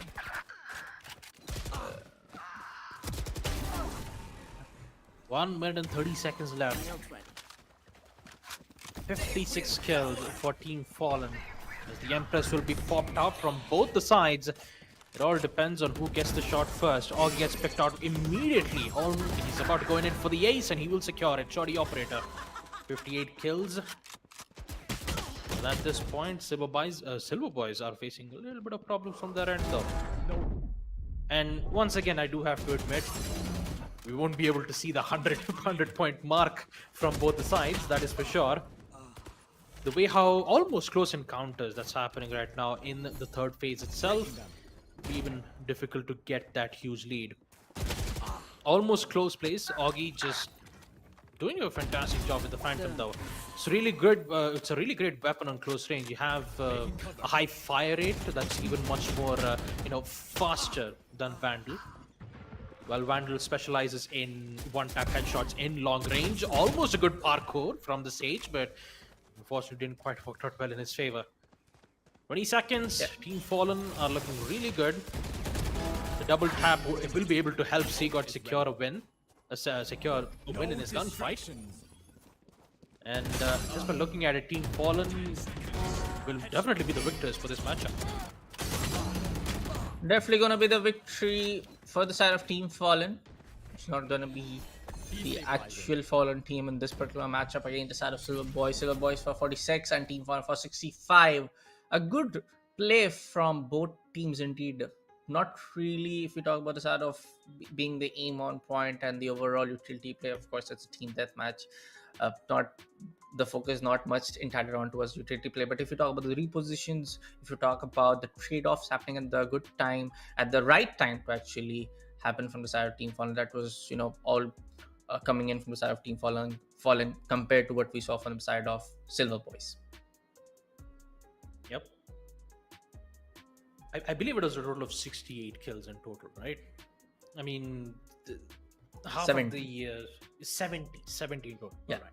The first and two phases that we witnessed, it did go a bit one-sided, but once we reached the third phase, when the Vandals and Phantoms popped out, that's where we did get to see a lot of close fights that was happening. But by the time they tried to pick up the pace, it was really too late. I mean, that's exactly how team deathmatch works, right? Once you have the lead, and when you keep pressuring them over and over again, securing a lot of 1v2 situation, it's really tough for them to come back unless and until if you keep your momentum going. So we'll be taking a short break once again, folks, and we will be back with the next matchup for Valorant 2v2.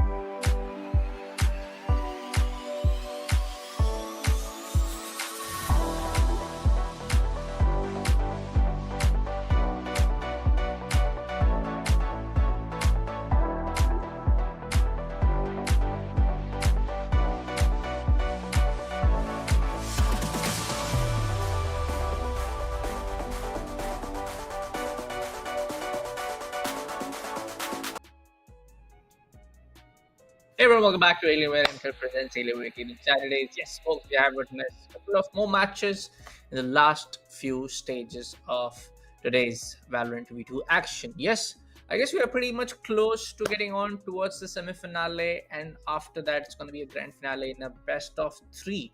Not going to be a best of one where we do see other teams getting picked off from the other team in the first match itself. It's going to be a BO3 grand finale, so that's going to be really intense compared to what we are witnessing the first stage of itself. But after that, on towards the later half of the broadcast, we have the Mortal Kombat 1 action, the 1v1, the classic fighting game action coming on towards the second half of this broadcast. Yep.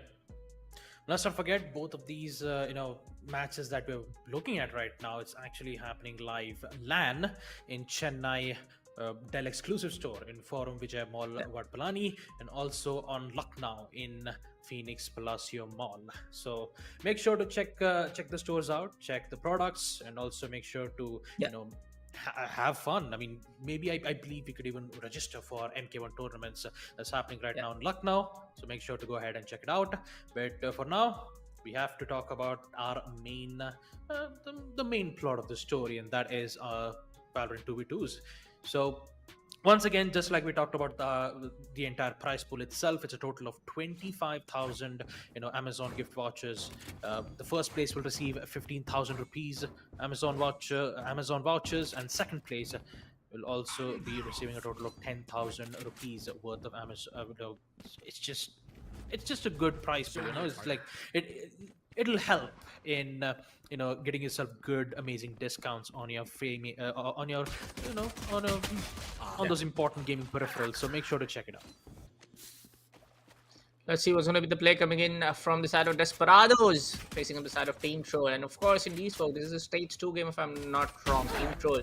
We did saw in the match number 1 or match number 2, where this particular team won up against their opponent team, and it's going to be Desperados trying to maneuver their way to defeat this team and got on towards the finale or semi-finale. After comes in from the rope over there, zipline over there, sorry. Takes down the other guy. Psych, on the other hand, having a little bit of trouble. But what was that? What was that, Hola? What was that? Trying to go for a knife into the face of the opponent.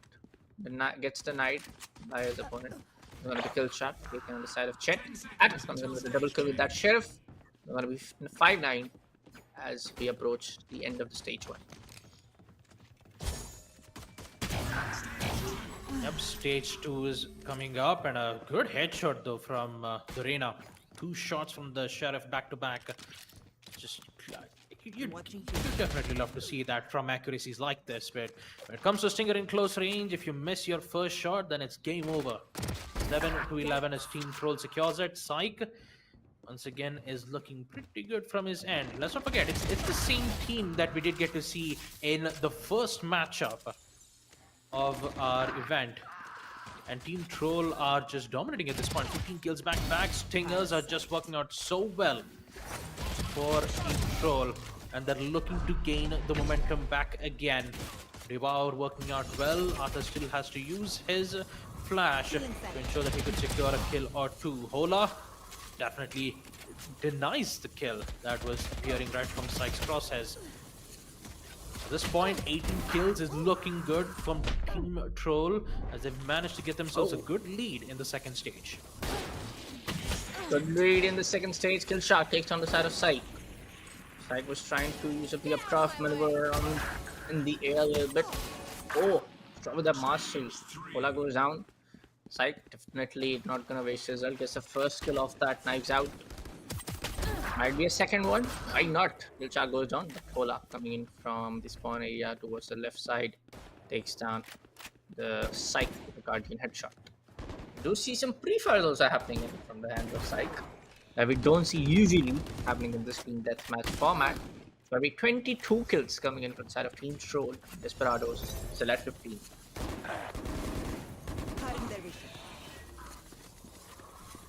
Yeah, the total of 24 kills with stage 3 opened up. You could see how confident Team Troll is at this point. Both Arthur and Psych just constantly getting shots back to back. Only was the spawn Psych securing 1 kill from his end. That's getting traded out by Hola. At this point, main goal for Team Troll is really simple. Just upgrade of the bundle and ensure to put themselves back on the lead, back up on their place as best as possible. After 10 seconds, we will reach the final stage where both of them will be having Phantoms and Vandals. Good amount of even Stevens ground, as I like to call it, but the power control that we see from Team Trolls' end, it is very difficult. The peaks are looking good, the kills are looking very promising for Team Trolls' end. Yeah, Desperados needs to figure out a way to try to bring this back. Desperados kind of being a little bit desperate. If you see their overall repositioning happening in, we do see them kind of jumping around the spaces to just get some potential cover towards their side. Down. But yes, as the name suggests, they're getting a little bit desperate. You see they're repositioning all around the map. Hola takes on the side of Sight. Arthur comes on with the ultimate interplay, takes down ISO. Will have one final kill. Oh, what a headshot! Another one for the side of Hola, make it a 3. A good overall play coming in from the side of Desperado. Oh! It's going to be a reply answer coming in from the side of the other Reina, from the side of Team Trolls. Already on the lead, make it a 40 to 40, make it a 40 to 25 for now in the final stage as we start off with the final stage in the last matchup of this one. Kill shot takes on the side of Sight. Really, really good to see Desperados not giving up at the moment, trying their level best to kind of equalize the scoreline. They're almost close, though. You can see it in the scoreboard. 30 to 43.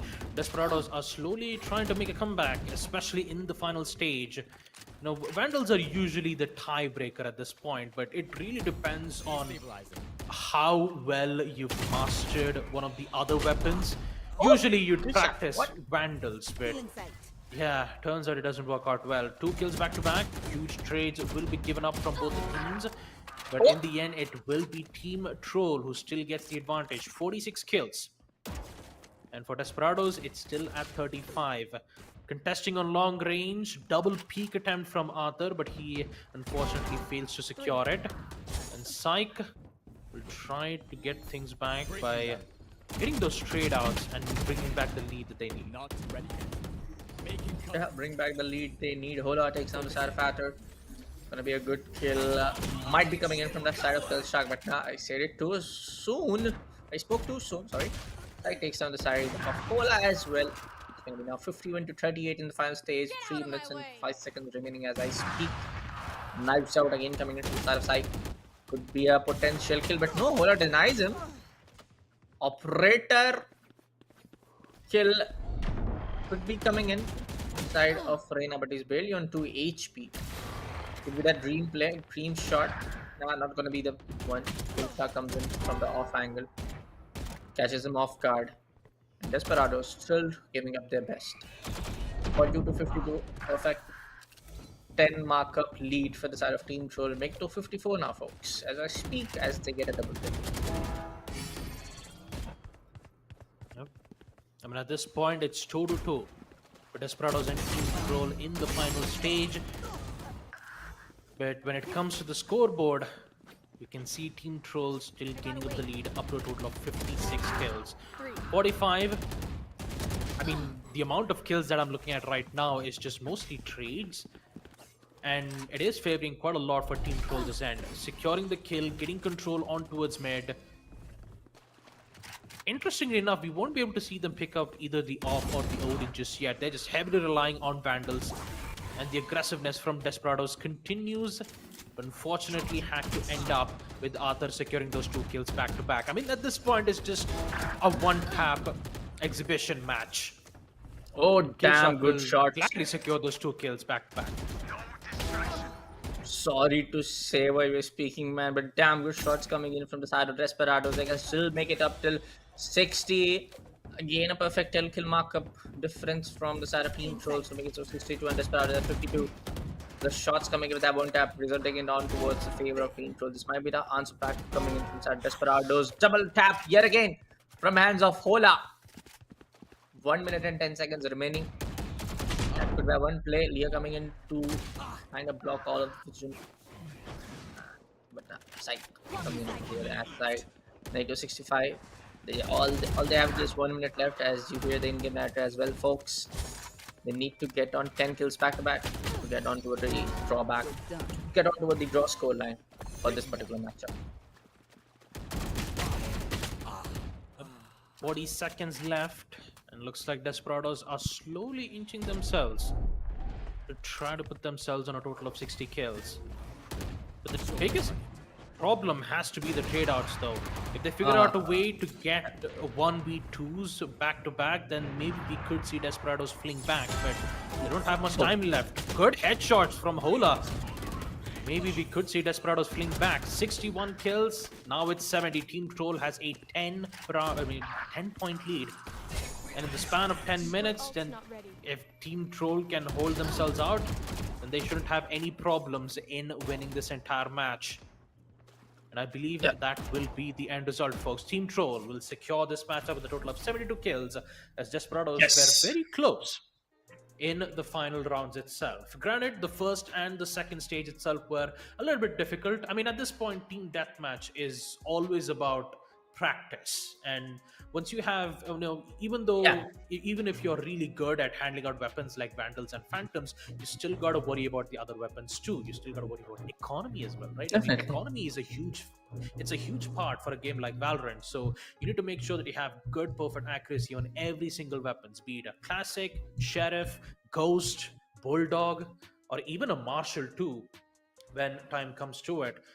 And let's not forget about the abilities too. If you use it at the right time, I'm pretty sure it will help you win a lot of battles in the near future. So, I mean, if you take a look at the example itself, I mean, the first 3 parts, we did get to see who the winner was.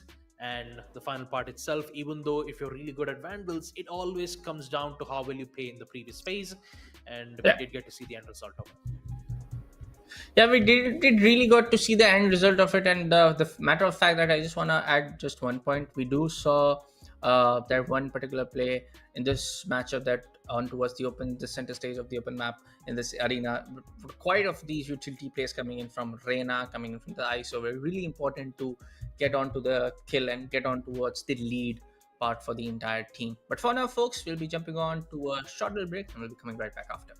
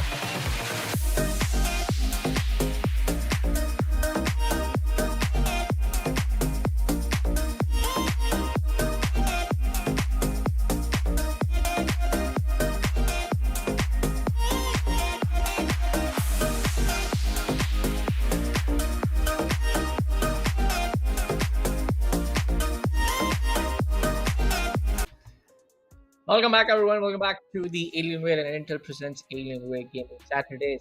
Yes, I guess it's time now, folks, where we witness the last matchup for the Valorant 2v2 2 p.m. matchup in this particular segment. On the later half, as I told you in the previous Casters segment as well, we do have the Mortal Kombat 1 action waiting and already happening at the Bell Exclusive store situated in Lucknow, where we do have also a meet and greet session with one of the prominent players from the Indian CS and Valorant scene, who's gonna be Mr. Haivaan. So, Baba Gusta, are you excited for Mortal Kombat? Yeah, I'm actually excited for Mortal Kombat. I'm not gonna lie. I mean, there's a lot of there's a lot of competition that actually happens in the international scene, and I'm really quite curious to know how well the scene also works out in the Indian scene as well. So I'm really excited for MK1. I know there's a lot of newer fighter games as well. I've Mm-hmm. heard of Tekken. I've heard of Dragon Ball Fighters. I've even heard of Street Fighter 5. I mean, all three games are Silver really 6 good. is out. And yeah, 6 is also out too. So when it comes to fighter games, it has its own specific fan base, right? And the thing about fighter games is that it heavily relies on a single person.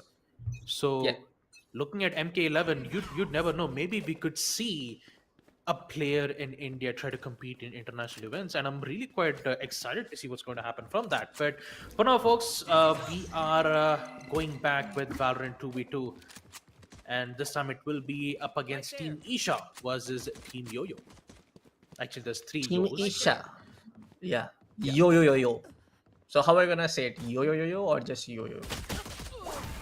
No, I'll What do you just give it with a good important accent, like yo. It's Or just a maybe simple hello, but with a style on it, right? jokes apart, folks. Here's the game as we already started between these two fine teams happening in at Chennai in a 2v2 land environment. We do see some of those skills coming in. It's gonna be Someone's there. Thanks, Diz. it's happening at the Chennai exclusive store, folks. Yes, if you are around the store, definitely go check out the latest lineup of laptops coming in from the side of Dell Alienware, the M16 and the M18.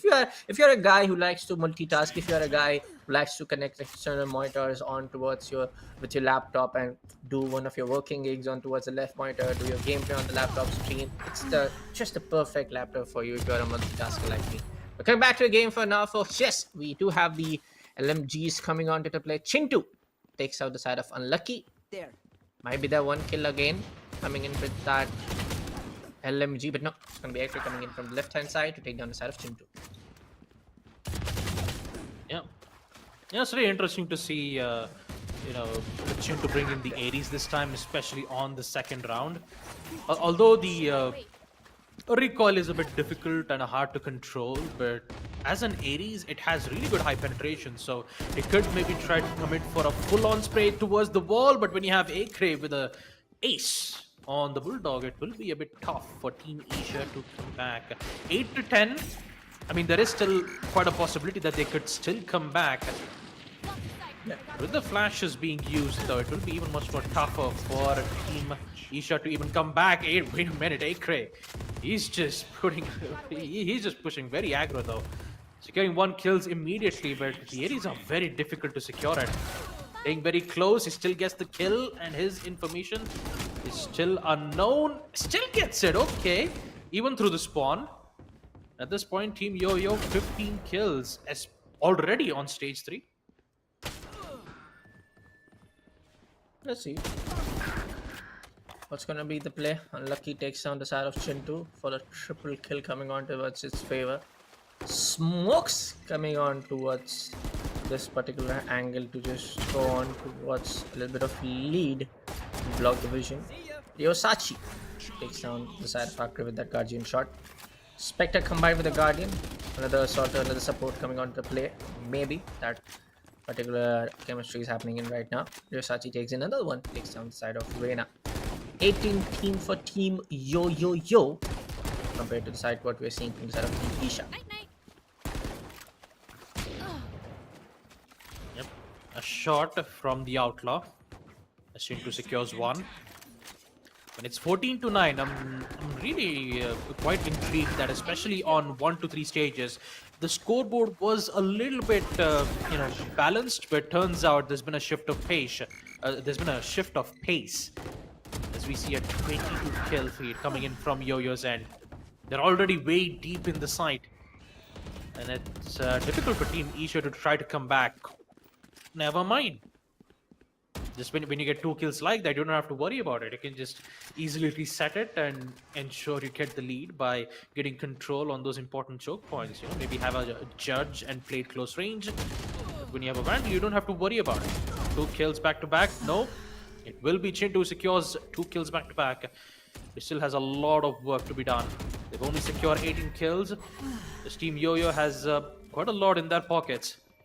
So within a span of 5 minutes, either they need to, make sure that they secure a kill without being traded out.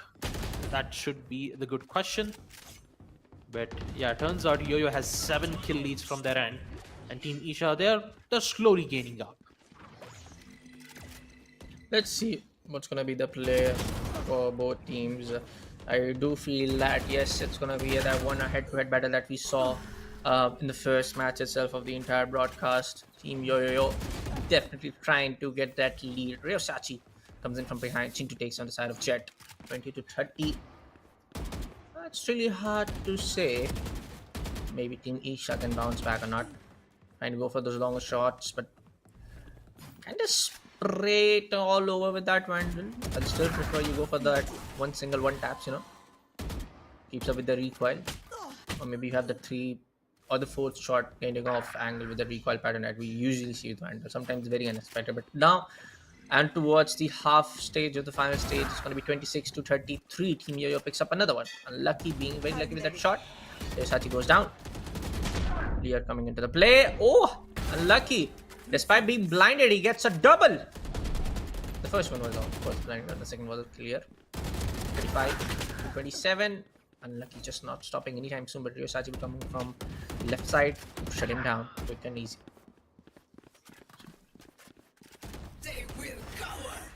Only 3 minutes, almost 3 and 30 seconds left. Empress is quickly shut down by Chintu.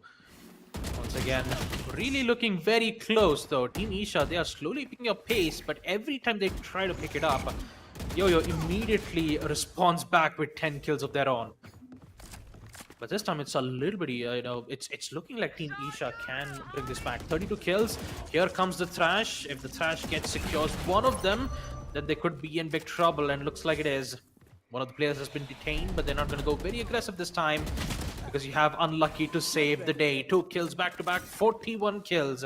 And Team Isha, they are this close to try to put themselves back up in the lead, and I'm pretty sure that Team Yo-Yo are not going to, let them get the lead as they expected. Let's see what's going to be the play. Unlucky takes on the side of Chintu. 43-35 now. Ryosachi picks up the side of Unlucky. Chintu picks up the side of Acre. It's going to be really crucial. 37-43. One out all 2. These, couple of kills going to be really the intriguing one to decide up who's going to go on towards the next stage or not. Acre comes in towards the forefront, helps on his teammates to go down. There was actually a good long range shot towards the headshot, making it really hard for the side of Unlucky to decide where to go. Uses zip line, gets on towards the other first stack over here. Finds one. Might be a second one on towards this side too. Trigger control is something that needs to be taken care of from both sides. 49 for the side of Team Yo-Yo. I feel like yes, it's going to be Team Yo-Yo to actually win out this entire thing. What do you think? I mean, at this point, Yo-Yo is still holding up their lead, bullets, so I'm pretty sure that this should be the outcome. They only have a minute and 30 seconds left. Team Isha can figure out a way to bring this back, but unless and until if they don't isolate these 1v1 gunfights, then it's very tough. Usually for Team Isha, they've got to make sure that every step counts, every movement helps in securing it. And when Unlucky makes a shot like this, 2 kills back to back, then it's very tough for Team Isha to come back. 56 kills, a minute left. So Yachi is just trying to ensure that he could get those 2 kills back to back. Fortunately, he won't. He'll at least secure 1 kill and fall back to safety. Within 50 seconds, Unlucky is definitely being a lot of annoyance towards Team Isha's end. As he's securing those kills back to back, it's getting even tougher for the defense, for the side of Team Isha to come back. Trades will be made, but it will be tough for Team Yo-Yo to bring it back. Only 25 seconds, and at this point, the end result clearly looks like Team Yo-Yo will secure it. Yeah, man. Let's see what's going to be the play coming in from the side of Team Isha. They do have 10 seconds left, but nah. 10 kill difference. Not going to happen. 60 for the side of Team Yo-Yo. We do have Odin also coming in from the side for Lucky to secure the final deal off for their team. 5 seconds remaining in, folks. And there you go. We have 61 to 49. It's going to be Team Yo-Yo to proceed on towards the next stage of this Valorant V2 tournament happening at Chennai. Indeed, a good one. Of course, we saw both the teams fighting off that head-to-head fashion in the stage 1 and stage 2 itself. But after that, it was Team Yo-Yo in a really, really dominating fashion. But for now, folks, we're taking a short break and we'll be coming back after.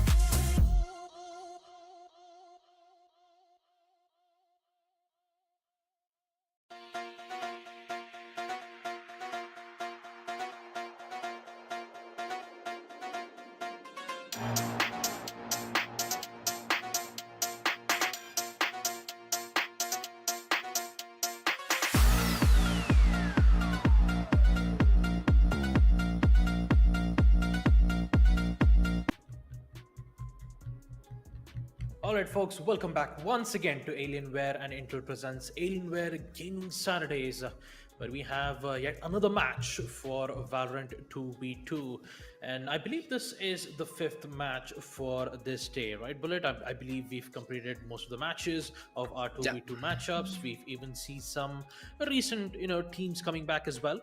So once again, as we proceed to the next match for Valorant, I'm gonna ask Bullet. You know what? I'm gonna ask a different one this time, since 100 kill ratio isn't going to work out quite a lot. I want to ask, which weapon gets the kills the most? Will it be the Vandal or will it be the Phantom? And a general, if you are asking, or if you're asking my personal preference. I'm talking about general, like Yeah, I feel matchup. like this matchup. It's I guess it was Vandal only. We saw most of the time the players picking up Vandal and finishing off the players quick and easy. Like, will we see a Phantom in this matchup? Maybe we could see a huge rivalry from the Vandal and Phantom. Nah, I Maybe. feel like even the general people who are not much into the competitive side of Valorant, if who actually enjoys playing Valorant casually, do have the kind of like the get-go mindset that Vandal is better than Phantom, which I'm not really sure about it right now, because I'm not a very extensive, not a very Valorant lover, if you ask me. But that's all for Valorant for now, folks. We'll be jumping into the Mortal Kombat 1 action. Let me remind you, folks, this is the Mortal Kombat 1. If you are the older fans of Mortal Kombat, joining in, who are thinking why Mortal Kombat 1, let me tell you, folks, Mortal Kombat is not the rebooted. All of the story has been rebooted if you play the Mortal Kombat 1 storyline. We're talking about the side of prize pool. Whoever comes on to the first play, whoever wins this one, takes home 10,000 INR worth of Amazon vouchers. Definitely you can use it to buy your favorite Dell Alienware peripherals or something else. Maybe if you finish off the second place, you take home 5,000 worth of Amazon vouchers. So yes, folks, we are in for a roller coaster ride in a game like Mortal Kombat. When we are facing up in a 1v1, we are seeing a 1v1 action. It is very close quarter. Sometimes around it's all of the players are left out in a one single HP gag, and sometimes around it's all the combos and whatnot that you have in Mortal Kombat. And plus the last and one for all, the fatalities action, the animation that are played out. Talking about the schedule, we have Haivaan facing up the side of Aman. In the second matchup, we have Faraz facing up the side of Pratyush. We have Rakesh versus Angad in the third matchup. For the last one, for this entire set, we have Rudra facing up the side of Sanskar. Yep. Yeah, I almost forgot that we were actually going to talk more about MK1. It's a really great fighter game. I'm not going to lie. I mean, there's a lot of things Mortal Kombat is really great known for. It's great characters, and also, of course, like you said, Bullet, the fatalities, brutalities. But my all-time favorite is always the thing called as friendship, because usually when you end the match, I always end with a friendship, not with brutalities and fatalities. Although it kind of looks a spectacle, but for me, I definitely beautiful. like to. Yeah, yeah, you could say that. You could say that. But yeah, in the end, these are the 4 matches that we get to see for Alienware Gaming Saturdays. Vyom and Aman will be the first matchup that we're going to see as of now. The biggest question is, which character do we get to see here? We have a lot of very iconic characters. For me, my personal favorite is always Johnny Cage, because he's always an A-lister. He's a Hollywood celebrity. He always love to showboat, and most of them would definitely prefer Liu Kang because of how disciplined the character looks. But in the end, I've got to say, since we're talking about Mortal Kombat, what is your favorite character, Bullet? Sub-Zero and Scorpion, no doubt. Sub-Zero and Scorpion. No doubt about it. Sub-Zero and Scorpion has always been my favorite. If I'm not wrong, if it was Mortal Kombat 9 or Mortal Kombat 10, if I'm not wrong, there was a storyline where actually Scorpion and Sub-Zero teams up to defeat one of the semi-level bosses, and that was a kind of like a really epic action sequence. I'm not really sure it was in Mortal Kombat 9 or Mortal Kombat 10, but yeah, it was that one particular sequence action where Sub-Zero and Scorpion teams up. I believe it was Mortal Kombat 10, I believe, where could be 10, most of the characters in the Mortal Kombat universe, they kind of get, how can I call it, they get hypnotized, and they have no control over Yes, yes, themselves. and they fight off with their own clones. Yeah, Yeah. You're right. My bad. yeah. Yeah. I actually like Mortal Kombat 10. It was really good. But the fresh air, MK11, and the thing about Mortal Kombat is that it's always about how well you get to poke your enemies, right? Usually you have Hmm. most of the range attacks on Mortal Kombat 11. So once you get the hit and once you see the character be in its falling state, that's exactly where you get to combo it with your juggles. Basically, you call it as a juggle in the Mortal Kombat universe. I mean, in any other fighter games, when you see a character hovering over in midair, that's basically where you'd get to see most of the players engage their combos. So yeah, I'm really Hmm. excited though. I'm not gonna lie. We have 5 matches back to back, and the thing about fighters is that it's always a move. Like one single move makes a difference, whether if it's a dash to dodge the attacks, whether if it's a constant spam, see whether if you can deal a damage or if they fall Hmm. down. Because if they do, you'll be able to start ahead with those counters. It's a really great game. I'm not gonna lie. A funny part about a Mortal Kombat, if you talk about from a competitive fighting game POV, in Mortal Kombat you actually have the option, if I am not wrong, to kind of like block the maximum of the enemy attacks. It is not there in the every fighting game out there.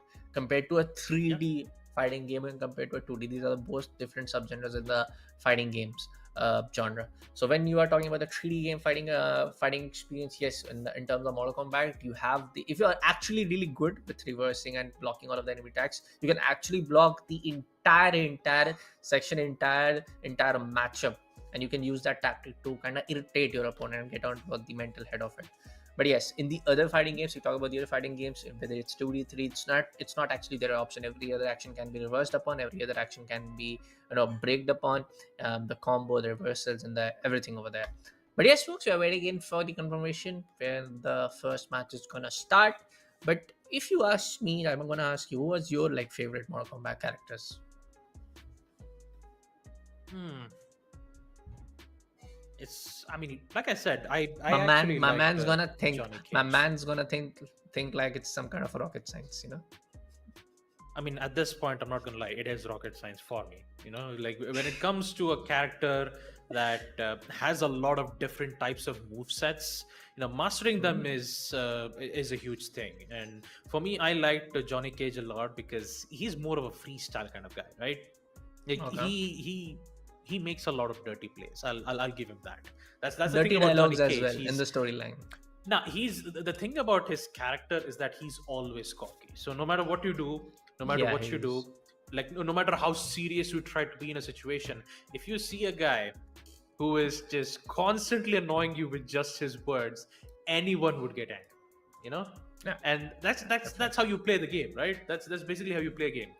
It's also that one You make tactic them which you angry. can actually use in game. Yeah, you make them angry. You make them do a misstep, and next thing you know, you get the advantage and just keep steamrolling it for the rest of the matchup. But I'm not gonna lie. I mean, there are so many other characters besides Scorpion, Sub Zero. You even have Liu Kang. You even General have Shao. Kitana. You have General Zhao. I mean, you have a lot of characters in the underworld as well. You even have Melina. You even have Sindel, which her attacks are really powerful. Very tough to even counter some of the attacks. So Yeah. we're just gonna wait and watch once again. Once we resume back the matchup, we'll definitely get to see what kind of plays do we get to witness especially in the Indian season. I'm actually quite excited. I'm actually really excited. Yeah, if I'm not wrong, General Shao, like when I talk about the General Shao Khan, if I'm not wrong, he has from what I know from my knowledge and experience, he has one of the best hop attacks. So they are like jumping attacks in Mortal Kombat. Then you have the basic attacks. Then you have the brutal kicks. Then you have, I guess, the brutal kicks comes in the basic one. And then you have hop attacks. And then you have the get up and the flawless block attacks. And when you talk about the hop attacks, where you actually quick slam and kind of like do the breaking all of those animations, the kind of like the semi fatality animation which plays around a little bit in the game when you're fighting off with your opponent. Then you have the best and the right get go of hop attacks for General Shao Kahn in the entire game of Mortal Kombat 1 and 11. Not like sorry, 10, 11, and 1. Not in the previous 9 or 8. I'm not really sure even if Gender Saw was a character in Model 8 or 9, because I kind of got into playing Mortal Kombat quite extensively after Mortal Kombat 10 was released. So yeah, that was that. But if you talk about the side of Sub-Zero, Scorpion, they have been kind of like a fan favorite and the foundation of the building of a franchise for Mortal Kombat since like what Mortal Kombat 1 or 2 was released, if I'm not wrong. Yeah. And the best part about it is that both, Scorpion and Sub-Zero, both of them has an unbreakable attack, and it comes in the way of a projectile, right? So even if you Yeah. block, you have to dodge. You cannot block an attack, because if you see a Sub-Zero using his projectile, you are frozen for an entire 5 to 6 seconds. It's very tough. When you're going up against Scorpion or Sub-Zero, that's the main thing that you need to be worried Yeah. about. But I'm pretty sure you have the rest of the characters in the MK1 franchise, right? I mean, you even have Liu Kang, you even have Raiden, you have there's a lot. There's a lot I can think of. But let's not forget, MK1 also has a lot of DLC characters too. I mean, let's not forget Peacemaker is in, Yeah. Usually there's a specific joke where we don't get to see him because he's John Cena, but nonetheless, it's just a flying helmet that's just running around in the game of Mortal Kombat 1. It could genuinely break the game. You never know. I mean, it could break the game. I mean, it's John Cena in Mortal Kombat 1. But there's a lot of other DLC characters too. You have Rambo, you have you have Terminator, you have RoboCop.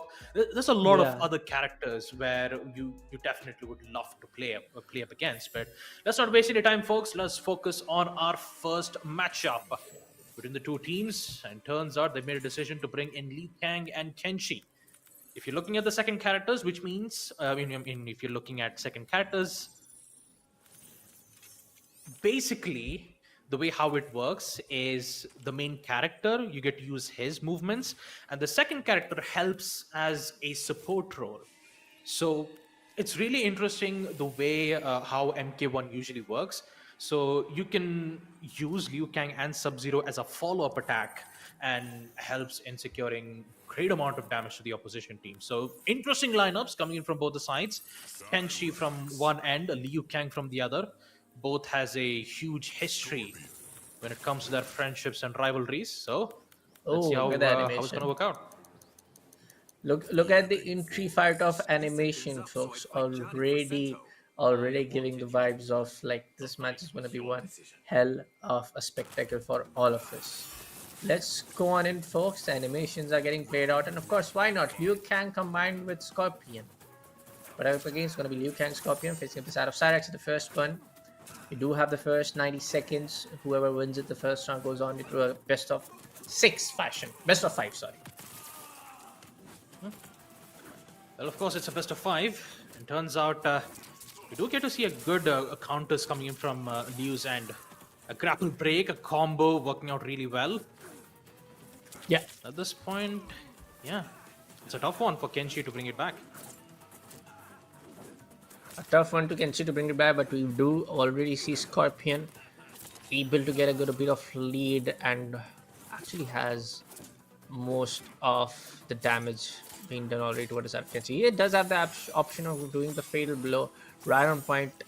If he is able to trigger that up, he might change the course of this particular round in a quick seconds. But no, it's going to be Liu Kang who wins up the first round in this particular game. Still Liu Kang hasn't even used his follow-up just yet. Relying heavily on his combos. He just needs to land the shot properly.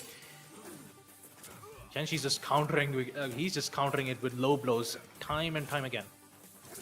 Liu Kang's got to be careful though. He needs to time it right, but no, he gets slapped down. A tough decision. Great counter from Liu.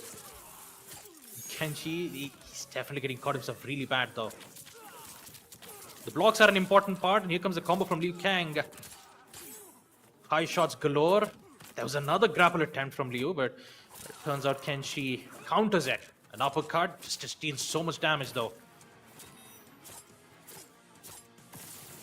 Oh, these players are coming on to watch the side of Liu Kang. Is able to capitalize all of the combos, all of the moves coming in. There you go. fatality blow coming onto the play from the side of Scorpion.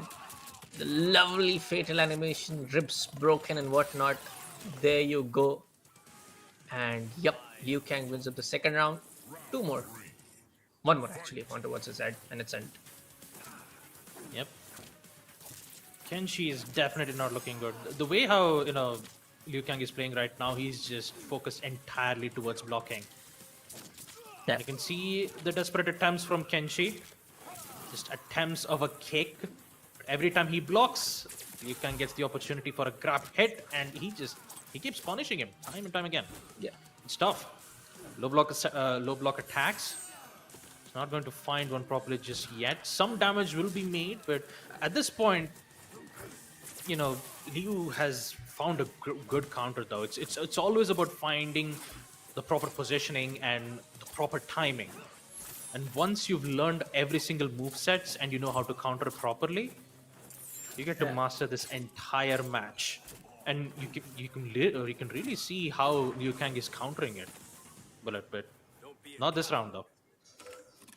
Not this round though. Finally, Kenji finds one round and we proceed on towards round number 4. And the entire match settings have been changed a little bit, if you ask me, folks. Now, if your opponent wins up, it's going to be, subtracted from Liu Kang's or hers winning on towards from your opponent. So it's going to add up towards the side of Kenshi, and they have to kind of fight it off till the end. So it's going to be a little bit exhausting for players as well, because usually the setting has been changed in Mortal Kombat 1. It wasn't there in Mortal Kombat 10, if I remember. It wasn't there in 11 as well. I believe in Mortal Kombat 1, reversals are still a thing. It's just that the major changes has to be, including another character that helps you in the follow-ups. So, yeah. Once again, 3-round lead for Liu Kang. Once again, it's always about pokes though from these two teams, from these two players. We haven't seen a reversal made just yet. We don't see any counters. It's just the usual game of grapples, blocks, and high hits. Kenshi is getting the good lead. Liu Kang, once again a grapple hit. And this is going to deal a major damage towards him. Good combo though from the projectile. He gets it once more. He's not going to go in for a juggle attempt just yet, but I believe he's going to find it right now. No, he's going to fall back. Good punish though from Liu. And a lot of damage has been dealt around from Kenshi's end. It's going to be a tough one, because if Liu Kang wins one more, this could be it for his first round. An attempt use, he secures it. A lot of damage will be dealt around maybe like 300. Sometimes you gotta love these animations though. Combo looks really good though. Yeah. But still, Liu's still alive. He could win it.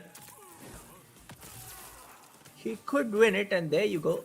Kenshi trying to fight off till the end, barely surviving on 9.50.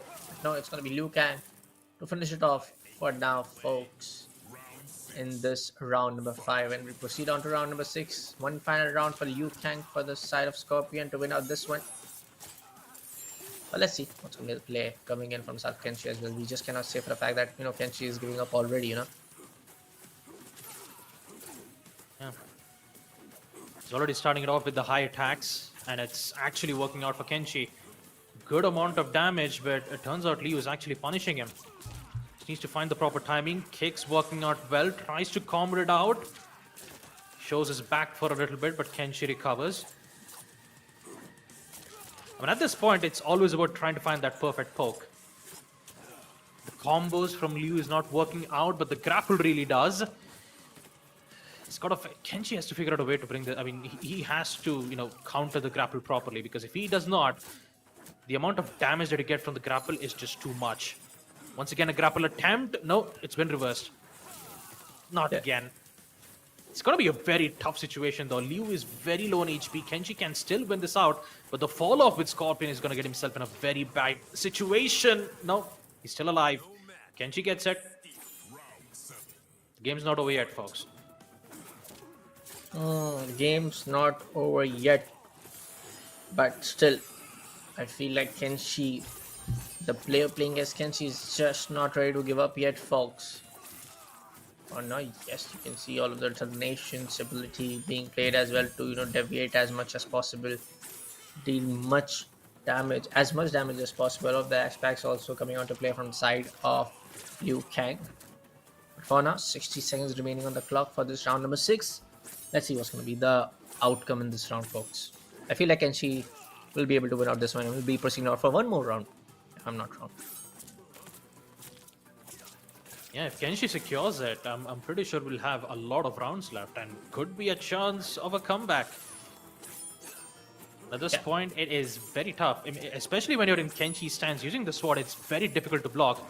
So you need to find that perfect timing. And the way how Kenshi is punishing Liu is just very difficult. The sword will be a tough situation, though. I mean, at this point of time, he's just not giving up already. So we might see him winning all the way toward round number 5 into his favor. And we are maybe going into the final round number 10. Who knows?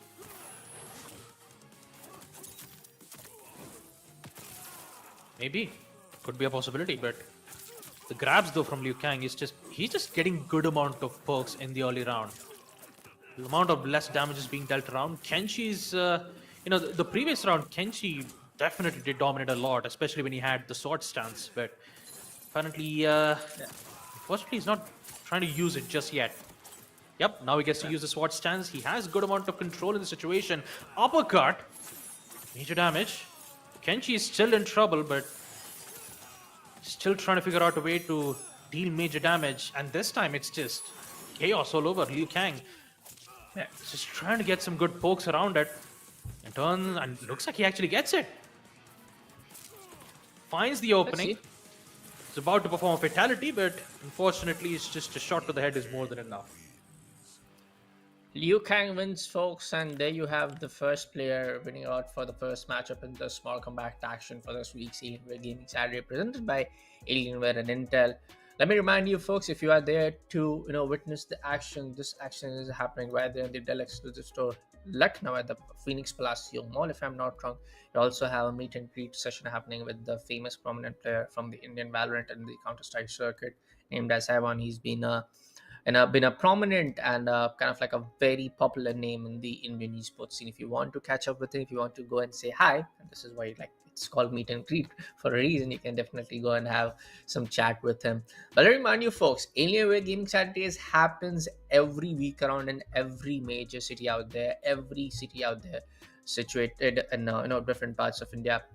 But if you want to take a part in these Alienware Gaming Saturdays, keep a lookout on the Alienware, Dell India, Intel social handles, and of course, last but not least, the esports club social handles to head in for the registration. You can also check the website link down in the description below if you want to check on the info which city is going to be next. It's going to be your city. It's going to be maybe next week it's Indore, maybe next week it's Delhi. We have also had Jaipur, we had Udaipur, we also had Patna in one of the Alienware Gaming Saturdays. So yeah, it's happening all over India in every upcoming week. And also we have Mortal Kombat, we have FIFA, we have Valorant, we have other games as well combined in this happy. So keep an eye out for that. But also check out the latest lineup of laptops coming in from the side of Dell Alienware M18 and M16. If you are a heavy multitasker like me and a heavy gamer like me, it's the one to go for.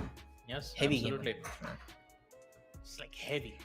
Really heavy. I mean, we have a lot of gamers that are really heavy, and there are some who actually are professional players at it. But for now, let's take a short little break once again, folks, as we'll resume back the second match for NK1. Until then, make sure to stay yourself hydrated. Short break.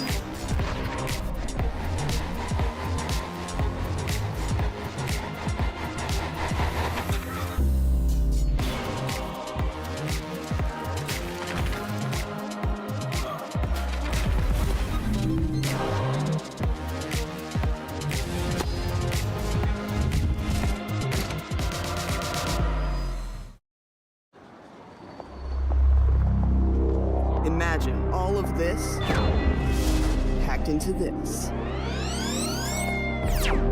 The new G16. Stunning views.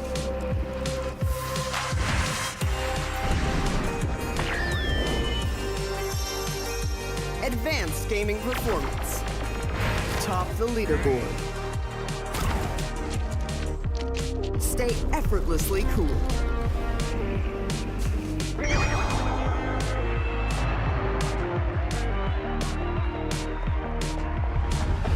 G16 gaming laptop.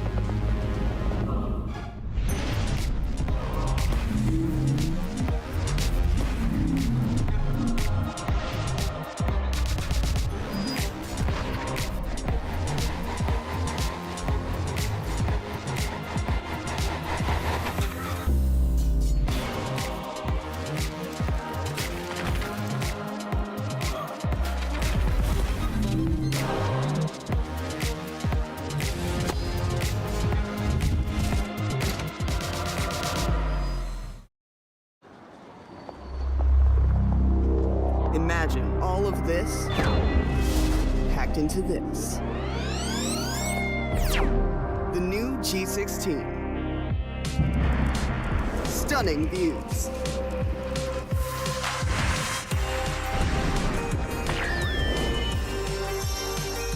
Advanced gaming performance. Top the leaderboard. Stay effortlessly cool.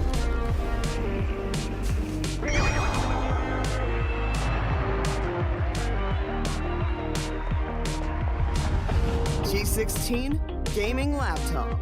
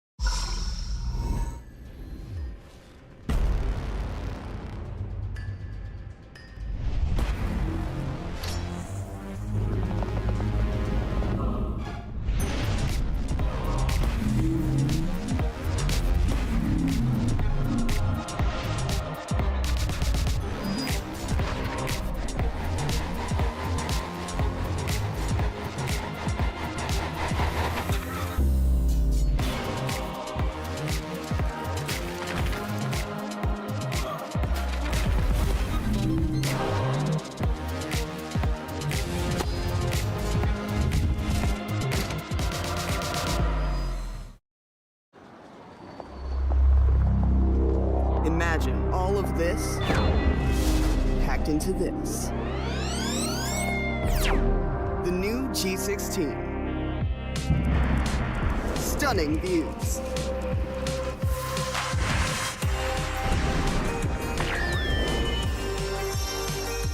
Advanced gaming performance. Top the leaderboard. Stay effortlessly cool.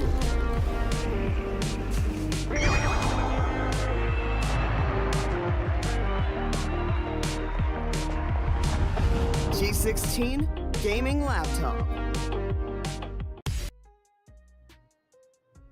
Hey everyone, welcome back to Alienware and it presents Alienware Gaming Saturdays. Yes, folks, we are done with the Valorant action. We already saw one of the really good matches in Mortal Kombat, where it went all the way up to round number 7, where the other guy was just not ready to give up. But here at the desk, it's going to be Mr. Billet. That's going to be me and my friend Baba Gusta joining back again for the Mortal Kombat action. Yes, Baba Gusta, you did saw the first game. Yes, we were kind of talking off camera on how Valorant's kind of becoming repetitive in the 2v2 faction. But yes, you did saw the Mortal Kombat 1v1 being so close that the other guy almost had it in his own table. What are your thoughts on the upcoming match? Which character you want to see? What moves you want to witness? You know, there is a lot. There are a lot of iconic characters, and I'm just gonna talk about that. We like I know I've been talking more about DLC characters like Peacemaker or Sylvester Stallone or even Terminator. Those are actually still a thing, but I think most of the characters that I talked about are already in MK11. They still need to be released on MK1 just yet, so it'll take a lot of time. But until then, I do have to say these 3 matches that we have right now. I believe it's between Prithvish Kashyap versus Faraz, Angad Singh versus Rakesh Tiwari, and Sanskar Gupta versus Rudra Vaish. These will be our 6 players who will be competing in our MK1 tournament. And when it comes to the matchups, I believe the match we're going to talk about will be up against Angad Singh versus Rakesh Tiwari. I believe that will be the match that we're going to look at right now. So MK1 match number 2 is underway. So let's see who is up against. Well, as you look at that, it is Sub-Zero. This is going to be an interesting one. Yes, followed up with Jax being his support. This is looking really good. Raiden versus Sub-Zero.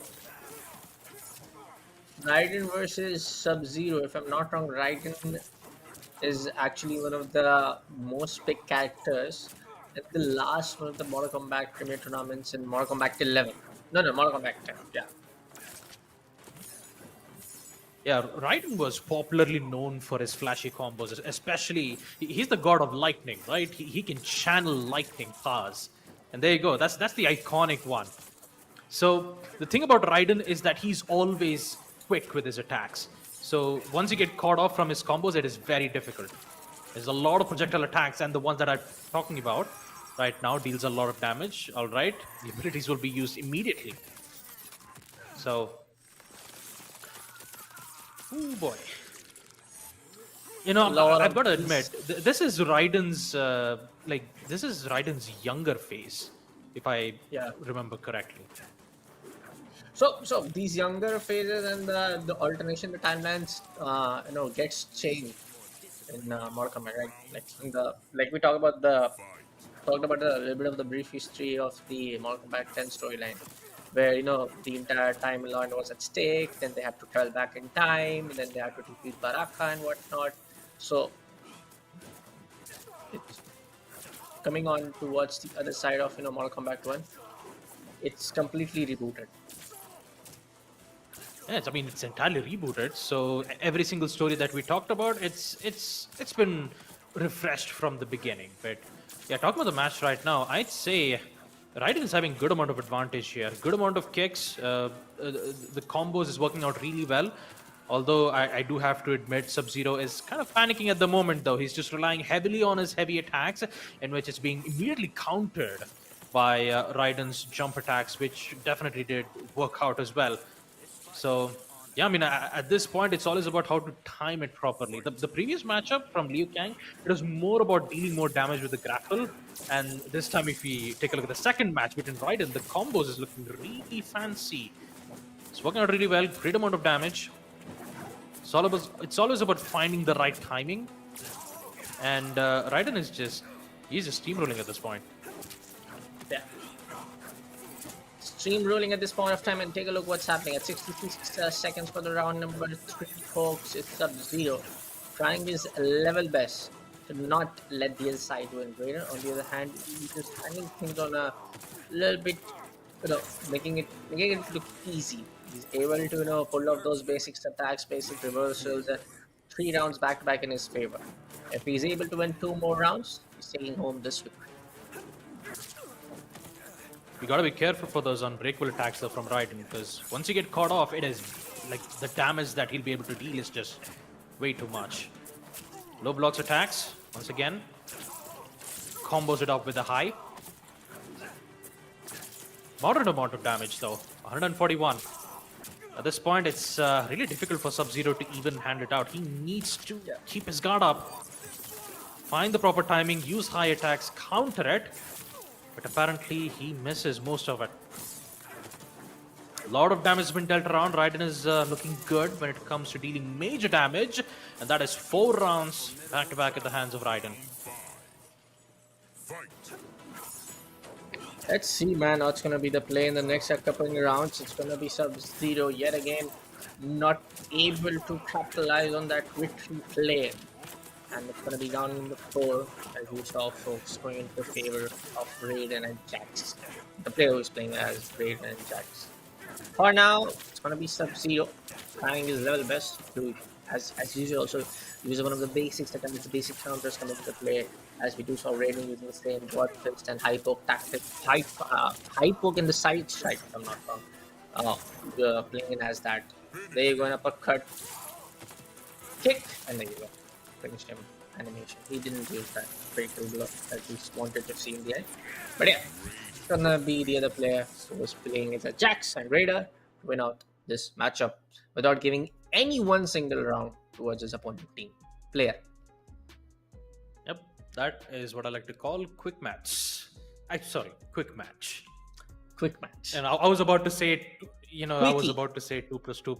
It was like 2 plus 2 is 4 minus 1. That's 3 quick match. But yeah, unfortunately, it wasn't 3, but it definitely was a quick match between the second match between Raiden and Sub-Zero. For a brief moment, I did get to see a moment of panic from the Sub-Zero's end. But yeah, in the end, it will be Raiden who gets to win this entire matchup without having any hiccups. Which means we've completed 2 of the matchups and we still have 3 more to go.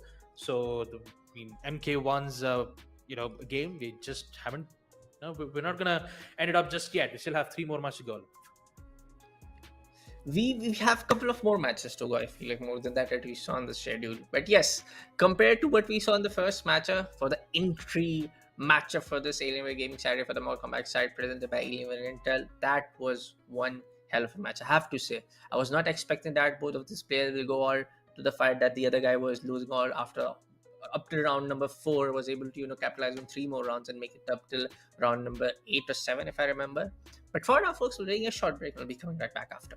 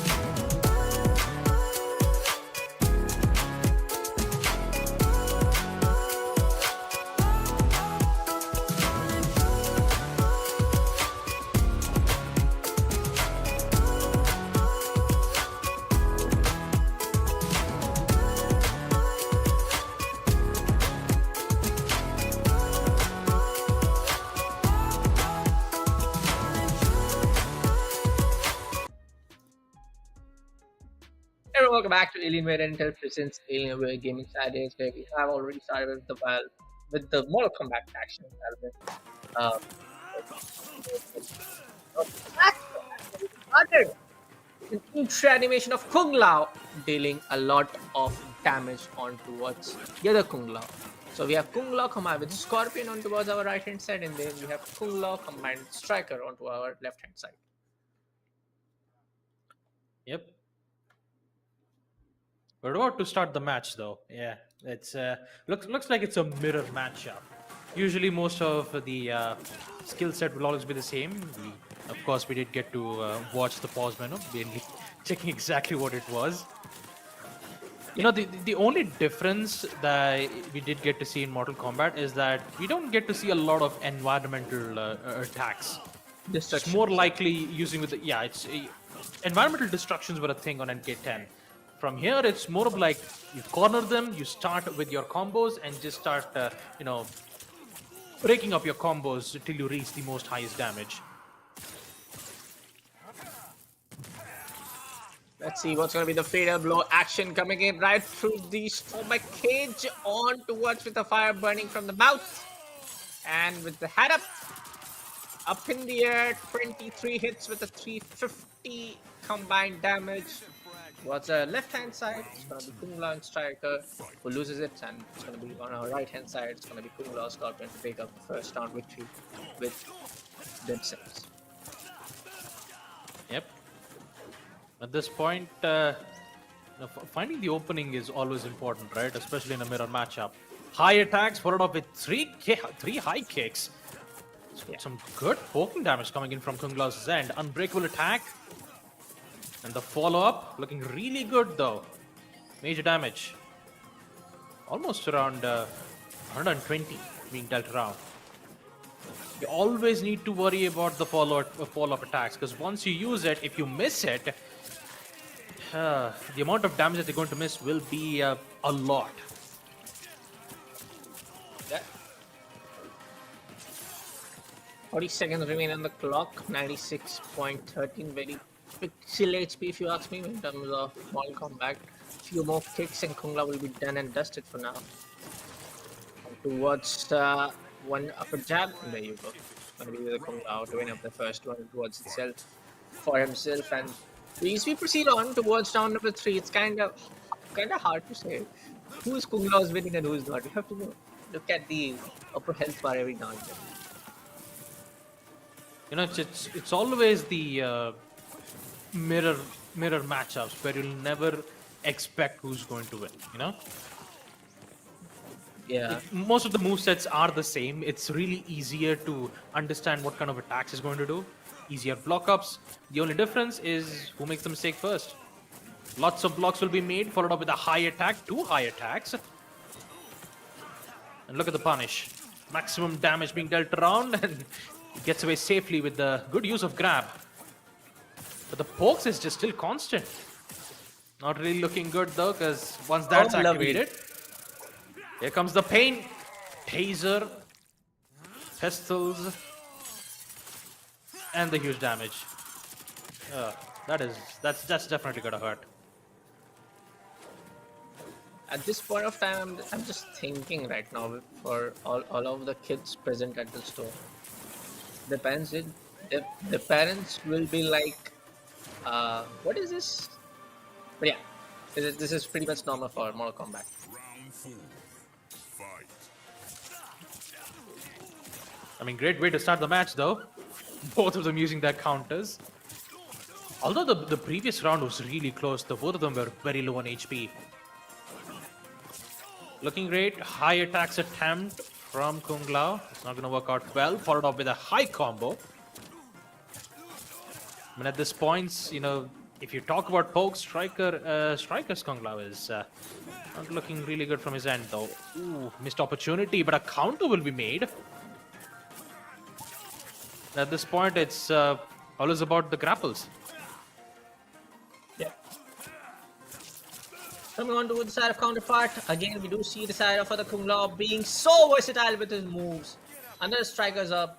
There you go. He takes on towards the second round for himself, and this is Like you said, Baba, in the first round itself, you did it out pretty well. This is that one match, again, being very head to head. Both of the sides are going all out to obliterate the other opponent. And yes, we are proceeding on for round number 5. I feel like this can go anywhere around now. We are in for a really, really wrong matchup broadcast for this one, trust me. It's interesting to see that Kung Lao and Striker, the follow-up is actually really good, but you need to do it in a sequence properly, especially when they're in their stunned state. Right now, it's just heavily rely on specific abilities. Unbreakable attacks, just not going to work out quite a lot. At this point, it's just finding out the perfect counters. Backside will be made. Sweep attack from below. Right now, they're just taking their sweet time. I mean, who's going to get the first attack, though? Huh? I Just the remember blocks. there was one dance Hawks. move meme combined with it. Yes, please go on. Yeah. I mean, there was actually... There's a lot of memes coming in from MK1, right? I mean, there's a meme So about from a the entire dance. You MK even universe, have... if you ask. Yeah. When there's a dance, you even have Johnny Cage's hilarious introduction. Like the way he shows himself and, shows his moves, as I like to call it. I also like the entire setting of the arena. You know, there are so beautiful trees in the background. There are so beautiful temples in the background, and then you have all of these Saitamas and monks practicing their moves with the traditional style. And then you have these two gentlemen fighting off with so much blood and glory. Yeah. It's like every other Shaolin monks in the background are just training to get better at themselves. And then you see both Kung Laos fighting against each other to see who's the best. And you can see the amount of blood that's all around the sacred grounds. Oh, man. Round number 4 going on to the favor of Kung Lao and Scorpion combo, and we proceed on to round number 7. It's going to be another victory for Kung Lao and Scorpion. That's going to be a victory for the entire matchup for themselves. And if not, it's going to be Striker's End. And then we are in for another round to see if they complete, I can say, on a match point. You know, I know that there's no thing such as match point term in the entire universe, but as an FPS guy, I want to say this match point for Kung Lao and Scorpion. The pokings from Kung Lao Scorpion is at a high time pace. And for a brief moment, if the pokes keep being successful, I'm pretty sure we will get a winner for match number 3. Very low on HP though. And he's about to get absolutely annihilated. And turns out, we finally got our answer. Yep, it's gonna be none other than the side of Kung Lao and Scorpion. Look at the face, bro. Oof. Look at the face of Kung Lao. But there you go, folks. We have the second matchup winner itself for the Mortal Kombat 1v1 series presented by Alienware Intel and this Alienware Gaming Saturday. Yes, folks, we are in for a few more matches. We are in for a few more couple of games in for the side of Mortal Kombat 1.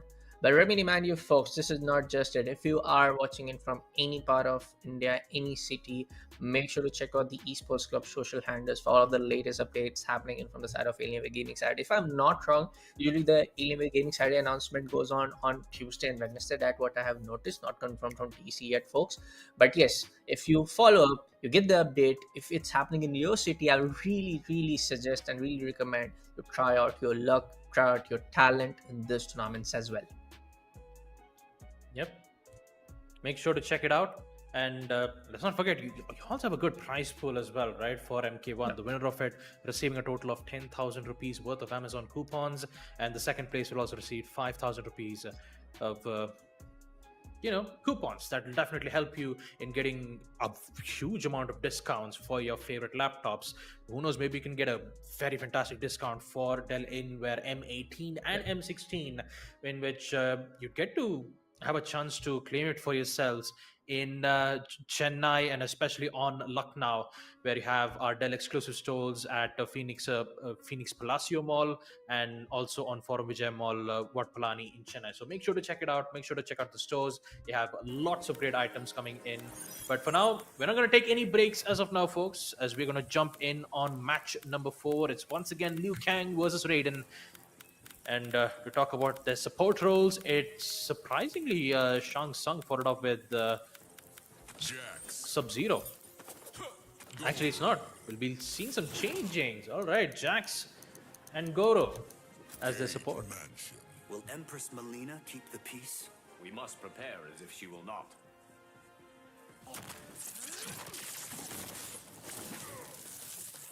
Right, let's proceed with match number 4. I mean, it's interesting as we're already in Johnny Cage's penthouse. Gotta say, there's a really good graphics coming from their end. But let's just focus on the match. Projectile attacks being used, great counters from Raiden. Grapple attack dealing major damage though, a total of 110. Great pokes, blocks, good projectile attacks. I mean, the counters should have been huge. But at this point, Liu Kang has to figure out some denials. The way how the combo's been happening right now is just way too much. Interesting use of the support role from Raiden. Trying to attack from both sides, not giving them any chance. Breaker's in, so is the ult. It's already in his broken state, but no, he actually finds it. Finds the opening, he cancels the strong attack. Turns out Raiden secures his first. Interesting use. He's got to figure out a way to cancel out those projections though, because it will deal a lot of damage towards it. Grapple attack from Liu Kang. Some good high shots that will deal major damage. Still not enough though. Oh, good support kicks coming in from Liu Kang's end. But the main thing that you have to focus on has to be Raiden though. His huge projectile attacks will deal major damage if you don't figure out a way to block it. Yep. Raiden using all of the electrifying moves on towards the side of Liu Kang. I love the fact that how Liu Kang player is able to counter most of the block most of the damage. Mistimed one. Counter coming onto the play. He has the fatal blow bar up and ready. Goes in for the support play, and it's going to be a fatal blow coming in for the side of Raid. But no, this can be crucial. 252 upon to 90. 30 seconds left. This can go anywhere around. Sweet and steady. Below kick on towards the leg, and Raiden and Jax combo takes on the second round victory for themselves.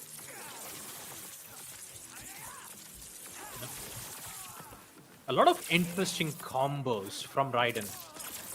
Starting off with the projectile attack and then heading off for the execution of the attacks. Apparently Liu Kang has been... He's followed up, but he kind of understands his patterns. Tries to counter the projectile first and then try to get some counters through it. It's not going to get it though. A lot of damage being taken around. Raiden is currently the one who's having the upper hand in this fight. So huge damage, followed up with the ult. No, denies immediately from a high kick. 3 rounds back to back, Raiden secures it. 3 rounds back to back, 2 more to go for them, folks. If Raiden is able to just kill the attack damage, give no chance for the side of Liu Kang and Goro to just make a comeback, make up a momentum play from their own favor. I love the fact on how this is happening in the penthouse of Johnny Cage, and he's not being attentive of what's happening in his house right now. Maybe he's outside, he's grabbing a drink. Alarms must have needs to get energized. Nah, I mean, to be quite frank, Liu Kang and Raiden are basically superheroes. So they're just fighting in invisible mode because the security system is like, no, there's nothing happening. It's okay, it's fine, it's fine. You can fight it off. Yeah. Just a friendly match. Gonna be really yeah. Jokes and puns intended on the other side. There you go, Raiden. This time around, another Protect Earthrealm. straight up back-to-back 4-round victories that we proceed on to the might be that one final match point victory. Projectiles play coming in, and I don't know how Luke didn't block it. Not even one single projectile. Kind of surprised. Yeah. It's just way too damage at this point. Tries to counter it with his ult, but yeah, it's too late. A flawless win for Raiden, and turns out we have our first fatality, folks. Oh boy. But it's ooh. This is a major one. That is. That is a major one. That is a major one. Of Yes. course, man, it is Liu Kang. You just cannot underestimate him. You just cannot expect anything less than splitting the bodies into two halves. And let's not forget, it was a flawless win coming in from Raiden, followed up in the end. Performing fatalities is actually tough. You know, you need to memorize a certain move set. Yeah. And turns out Raiden did. I mean, the combos was really good. I mean, even Liu Kang had a lot of problems trying to counter those. So yeah, all in all, a great fourth match, I believe. We still have 2 more matches to left, I guess, and I believe it turns out the whole 4 matches that we have for MK1 was really amazing. I really liked it. I feel like when it comes on to Mortal Kombat 1, if we even talk about Indian fighting gaming community in general, they are very passionate. I know players who are like playing Mortal Kombat. I don't know whether it's serious or not, but they're playing Street Fighter, they're playing Tekken in international stages as well. They are represented in our nation and top of the competition that these fighting games have, you know. But talking about first side of Mortal Kombat, yes, kudos to Alienware and Intel for including this one really good competitive fighting game title into their own IP named as Alienware Gaming Saturdays. But let me remind you, folks, if you are anywhere around Lucknow or in Chennai, if you're watching this right now, and if you can actually get onto the store, definitely go over there, check out the latest lineup of Dell Alienware M18 and M16 laptop. There's one to go for if you are a gamer. It's one to go for if you're a guy who do a lot of heavy video editing stuff, heavy After Effects stuff. If you are into really like overkill multitasking, this is one to go for, let me tell you. But let's go on to watch the fourth matchup for this one, and we might see an first female combo character getting picked up. We might. I love to see. I'm still surprised that we won't be able to see Johnny Cage yet. And I can literally see the character screens where you have both Peacemaker and 2 of the superheroes that I know of. Yeah. But I believe both of our players will make a decision to bring in Rain and Sub-Zero. Favorite characters? No. Some changes. All right. It's Liu Kang once again. Scorpion. Let's see what's going to be the play, man. We'll just wait for these players to finish off their character selection, fighter selection. There you go. Again, we have Liu Kang facing up the side of Sub-Zero. I mean, Sub-Zero has to be my favorite. Up against Johnny Cage, up against anyone. Trust me. If you ask me who's going to be your favorite between Scorpion and Sub-Zero, it's going to be Sub-Zero. I love this guy. The leader of Lin Kuei, Sub-Zero. And then you also have the leader of Shirai Ryu, Scorpion. Yeah. Both has a huge history between them. Yeah. But although I'm really quite interested to see how this works out. The Hammer Sub-Zero Scorpion, good combo though. The high attacks working out well, followed up with a grapple. Oh. Major damage. Definitely hitting the right spots, Viren.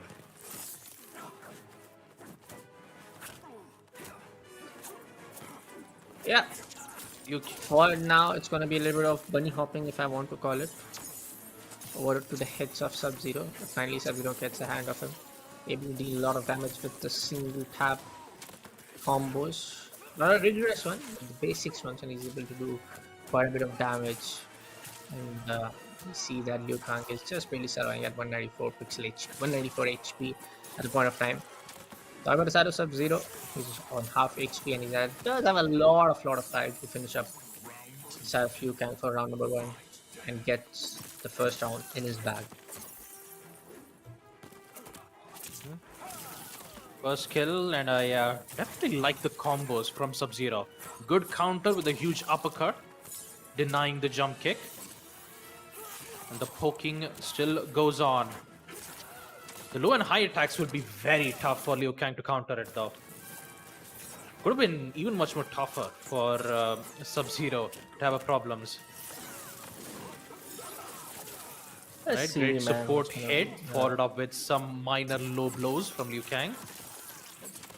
The damage still goes on from Sub-Zero. The combos that you see from him is just way too much. The grabs won't be able to help though for Sub-Zero. He will survive this, but in the end, we're gonna see Sub-Zero secure yet another win though. 2 from 0. That's what I'm predicting right now. 2-0. I feel like this will go very much one-sided. I have a feeling. I can be wrong, but yeah.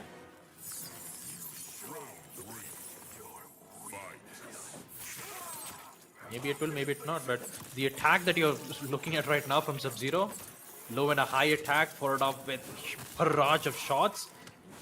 This will be tough for Liu Kang. The pokes are very much in favor for Sub-Zero.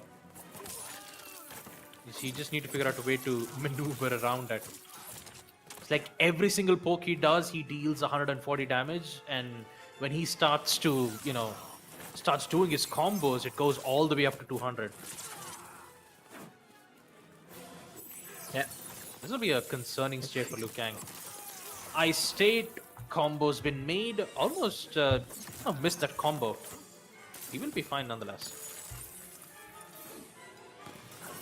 It's gonna be really crucial for the side of Sub-Zero. He knows for the fact that I have back-to-back 2 rounds in his favor.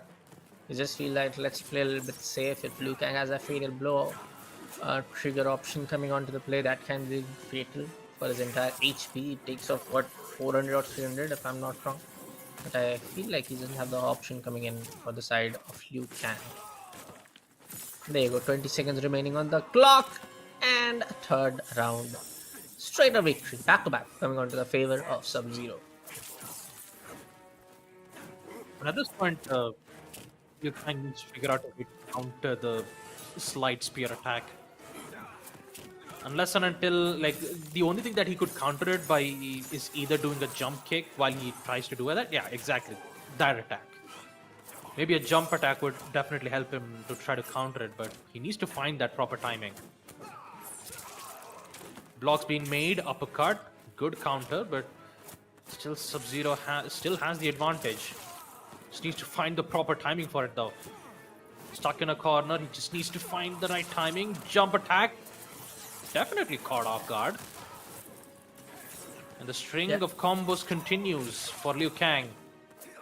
Major damage. Sub-Zero is currently in big trouble. He might end up losing this round. Liu Kang might get the advantage. No, frozen in place. Here comes the devastating combo, but the second one misses. And now it's just hopes of finding good amount of peak. I mean, that the whole spear attack deals at least 90 damage. Grabs being missed. And with this, Sub-Zero wins it once again. Fourth round coming on to the favor of Sub-Zero and Scorpion. There you go.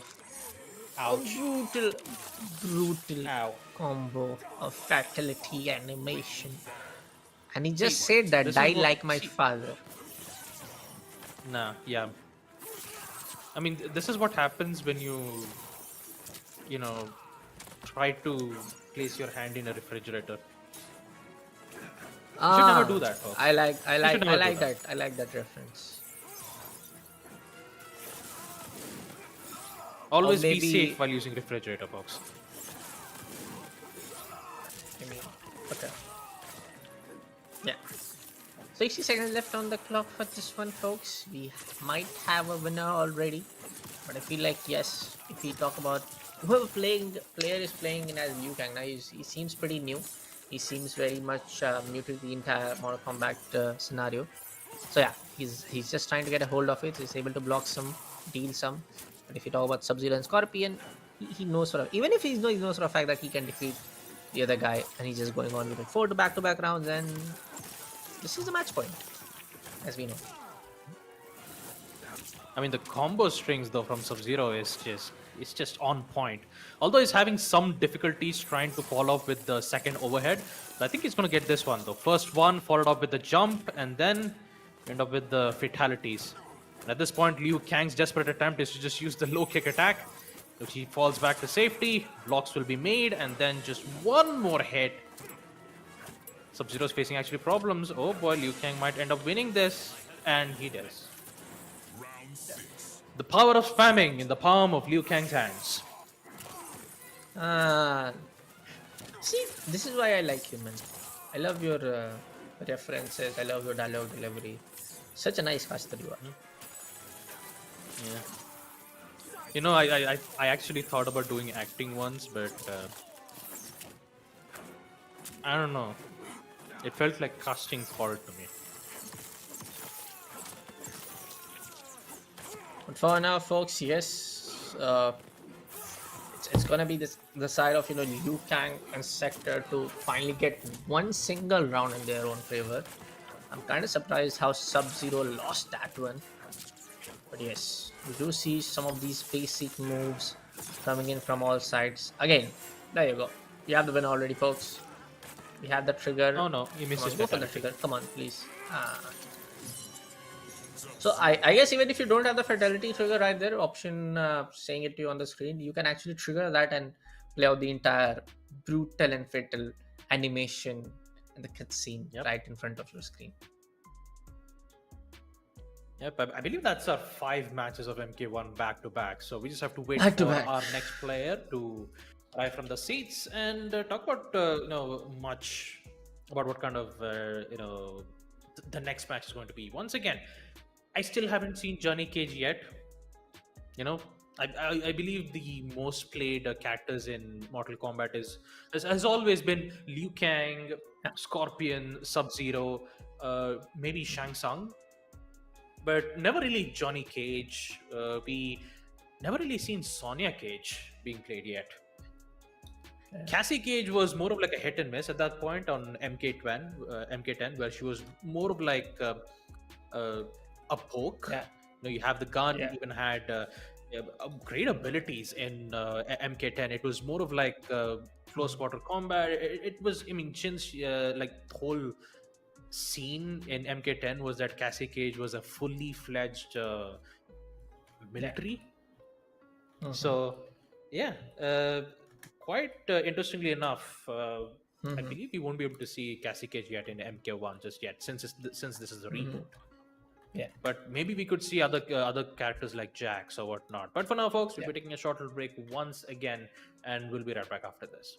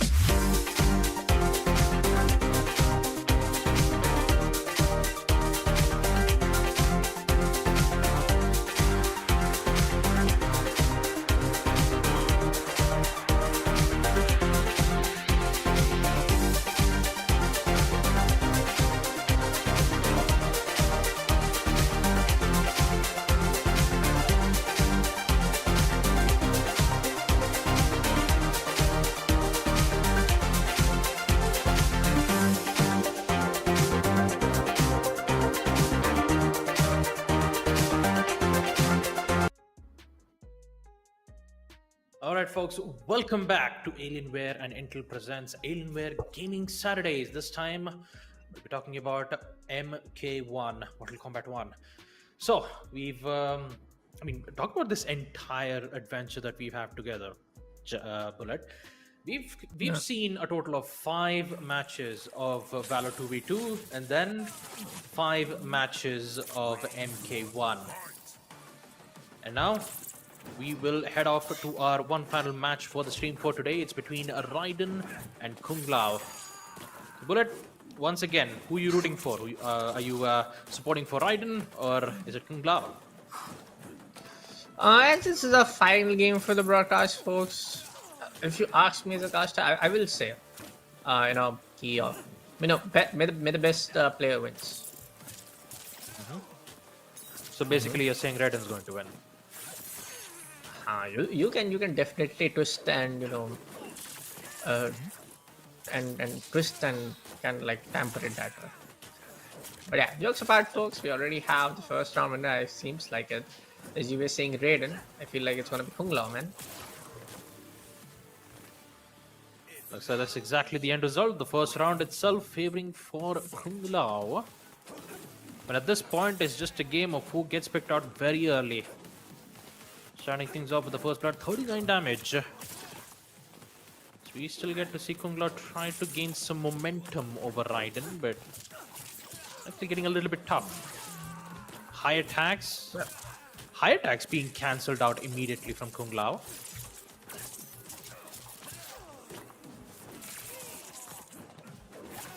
Some chain attacks being made. Major damage from Kung Lao as he deals 110 damage. He's got to be careful for unbreakable attacks from Raiden's end. If you figure out a way to deny it and follow it up with some good high attacks, then it's more than enough to secure a combo attack. But when you make pokes like this, that's more than enough to secure yet another kill. Kung Lao, 2-0. It feels like, so again, this can be that one player where I feel like, it can be that one-sided affair for the side of one player that he gets on back-to-back 5 rounds in their own favor. Whereas if you talk about the side of Raiden, yes, he's slowly and steadily trying to, goes on with all of the combos, trying to go for that combined hit, sand damage, deal damage, the right connection. Now it's gonna be some damage on towards the leg area. Trying to go for some reversal as well. Off its hat. It's back again. 50 seconds left. Both of the players are looking very on point for this round for now, Baba. Yeah. And I mean, if you take a look at Raiden's playstyle, though, he's trying to at least secure one of his high jump attacks, but it's really risky. Because if you fail the high jump attack, and with Raiden, he's going to use his ultimate right now. Unfortunately, he's not going to get it, though. Raiden, he's very low on HP, and Kung Lao is just still alive. Oh, boy. He wins it. Just so, in very low HP, he secures it. 3-0. The man Kung Lao is unstoppable at this point. And like I said, attempting for a high jump attack over and over again will be very risky. Because if you fail to do so, you'll end up with the opponent just punishing you so hard. And it will be very tough to even come back in a certain situation like this. Yeah, definitely. All of the reversals, all of the counters are definitely being on point for the side of Kung Lao. And again, Raiden is kind of low on HP. He's trying to go for the spiritual blow. It doesn't connect on the right time. And Kung Lao has the upper hand again in this round as well. Maybe the fourth one coming on back-to-back in his favor. I did say early, but yeah, it's going to be Kung Lao to win up the fourth round itself. Yep. He could try to attempt for a grapple attack, but once you make a jump attacks like this, you are very much in the backseat. Being vulnerable at every other stage, it's just the only thing that Raiden can do is to try to hope for a grapple attack, then follow it up with some good high damage, high attacks. Looks like Kung Lao has been countering it most of the time. Just his usual light, heavy, light combo is just working out very well for him. And the most interesting part about it is that we haven't seen Raiden nor Kangla use their support companions, Kano and Scorpion. So they're just heavily relying on one of those teams. And just like I said, they started using them. 3 damage being made from Kung Lao, 110 attempt of using his high attacks, but immediately gets blocked out. And I mean, at this point, you could say it could go a flawless round win for Kung Lao at this point. I feel like it's already there. Very close though, he's still alive. This might connect, no, blocked again. He just needs to land one punch. One punch is all it takes to scare it, and looks like he secures it. There you go, man. Kung Lao, Scorpion wins out this one. The final game for this Alienware Gaming Saturdays broadcast, folks, presented by Alienware and in collaboration with Intel. We did saw a lot of good action in the Valorant stage as well, where we did saw a lot of teams fighting right off for the 15,000 rupees of Amazon worth of Amazon vouchers to get onto the first place. I believe that we have the winner already, and sooner or later it will be announced on the Sports Club handle, Alienware India handle, and Dell India's handle too, Intel's handle as well. But yes, Baba Gusta, what are your thoughts for this week's Alienware Gaming Saturdays? Because you joined us for the first time on this today as a caster in this one. And I have to admit, it's a good breath of fresh air. It's really great. It's a good initiative for Alienware to make competitions like this. It will definitely help know more about how esports works, how it usually helps for professional players to start their footing, what kind of equipments requires for our particular player to get better at the game. There's a lot of things that we could talk about. Like we could talk more about the gaming peripherals that Dell has, and also from the player's perspective, everything comes into place. And I do have to give a huge shout out for Dell to make a really great tournament like this for both the Valorant 2v2s and also for Mortal Kombat 1. And once again, folks, make sure to check out Dell's exclusive store both in Lucknow and Chennai. In Lucknow it's on Phoenix Palacio Mall, and also in Chennai you have Forum Vijay Mall and Wat Palani.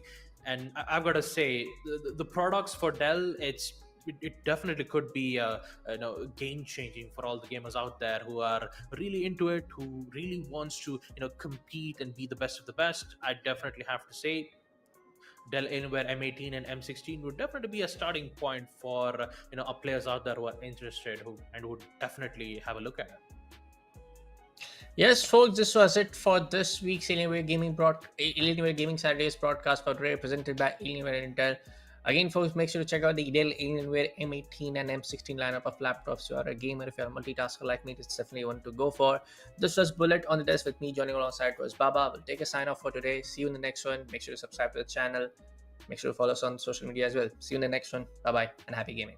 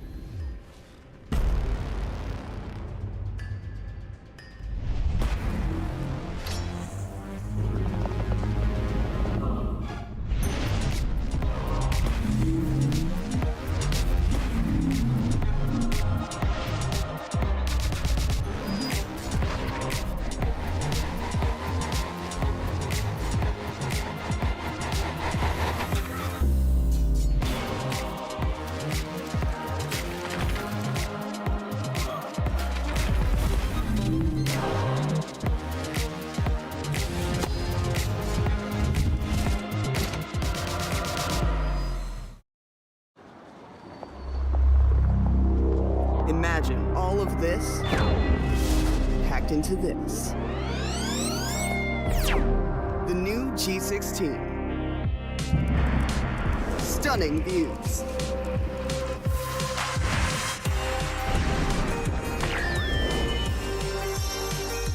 Advanced gaming performance. Top the leaderboard. Stay effortlessly cool.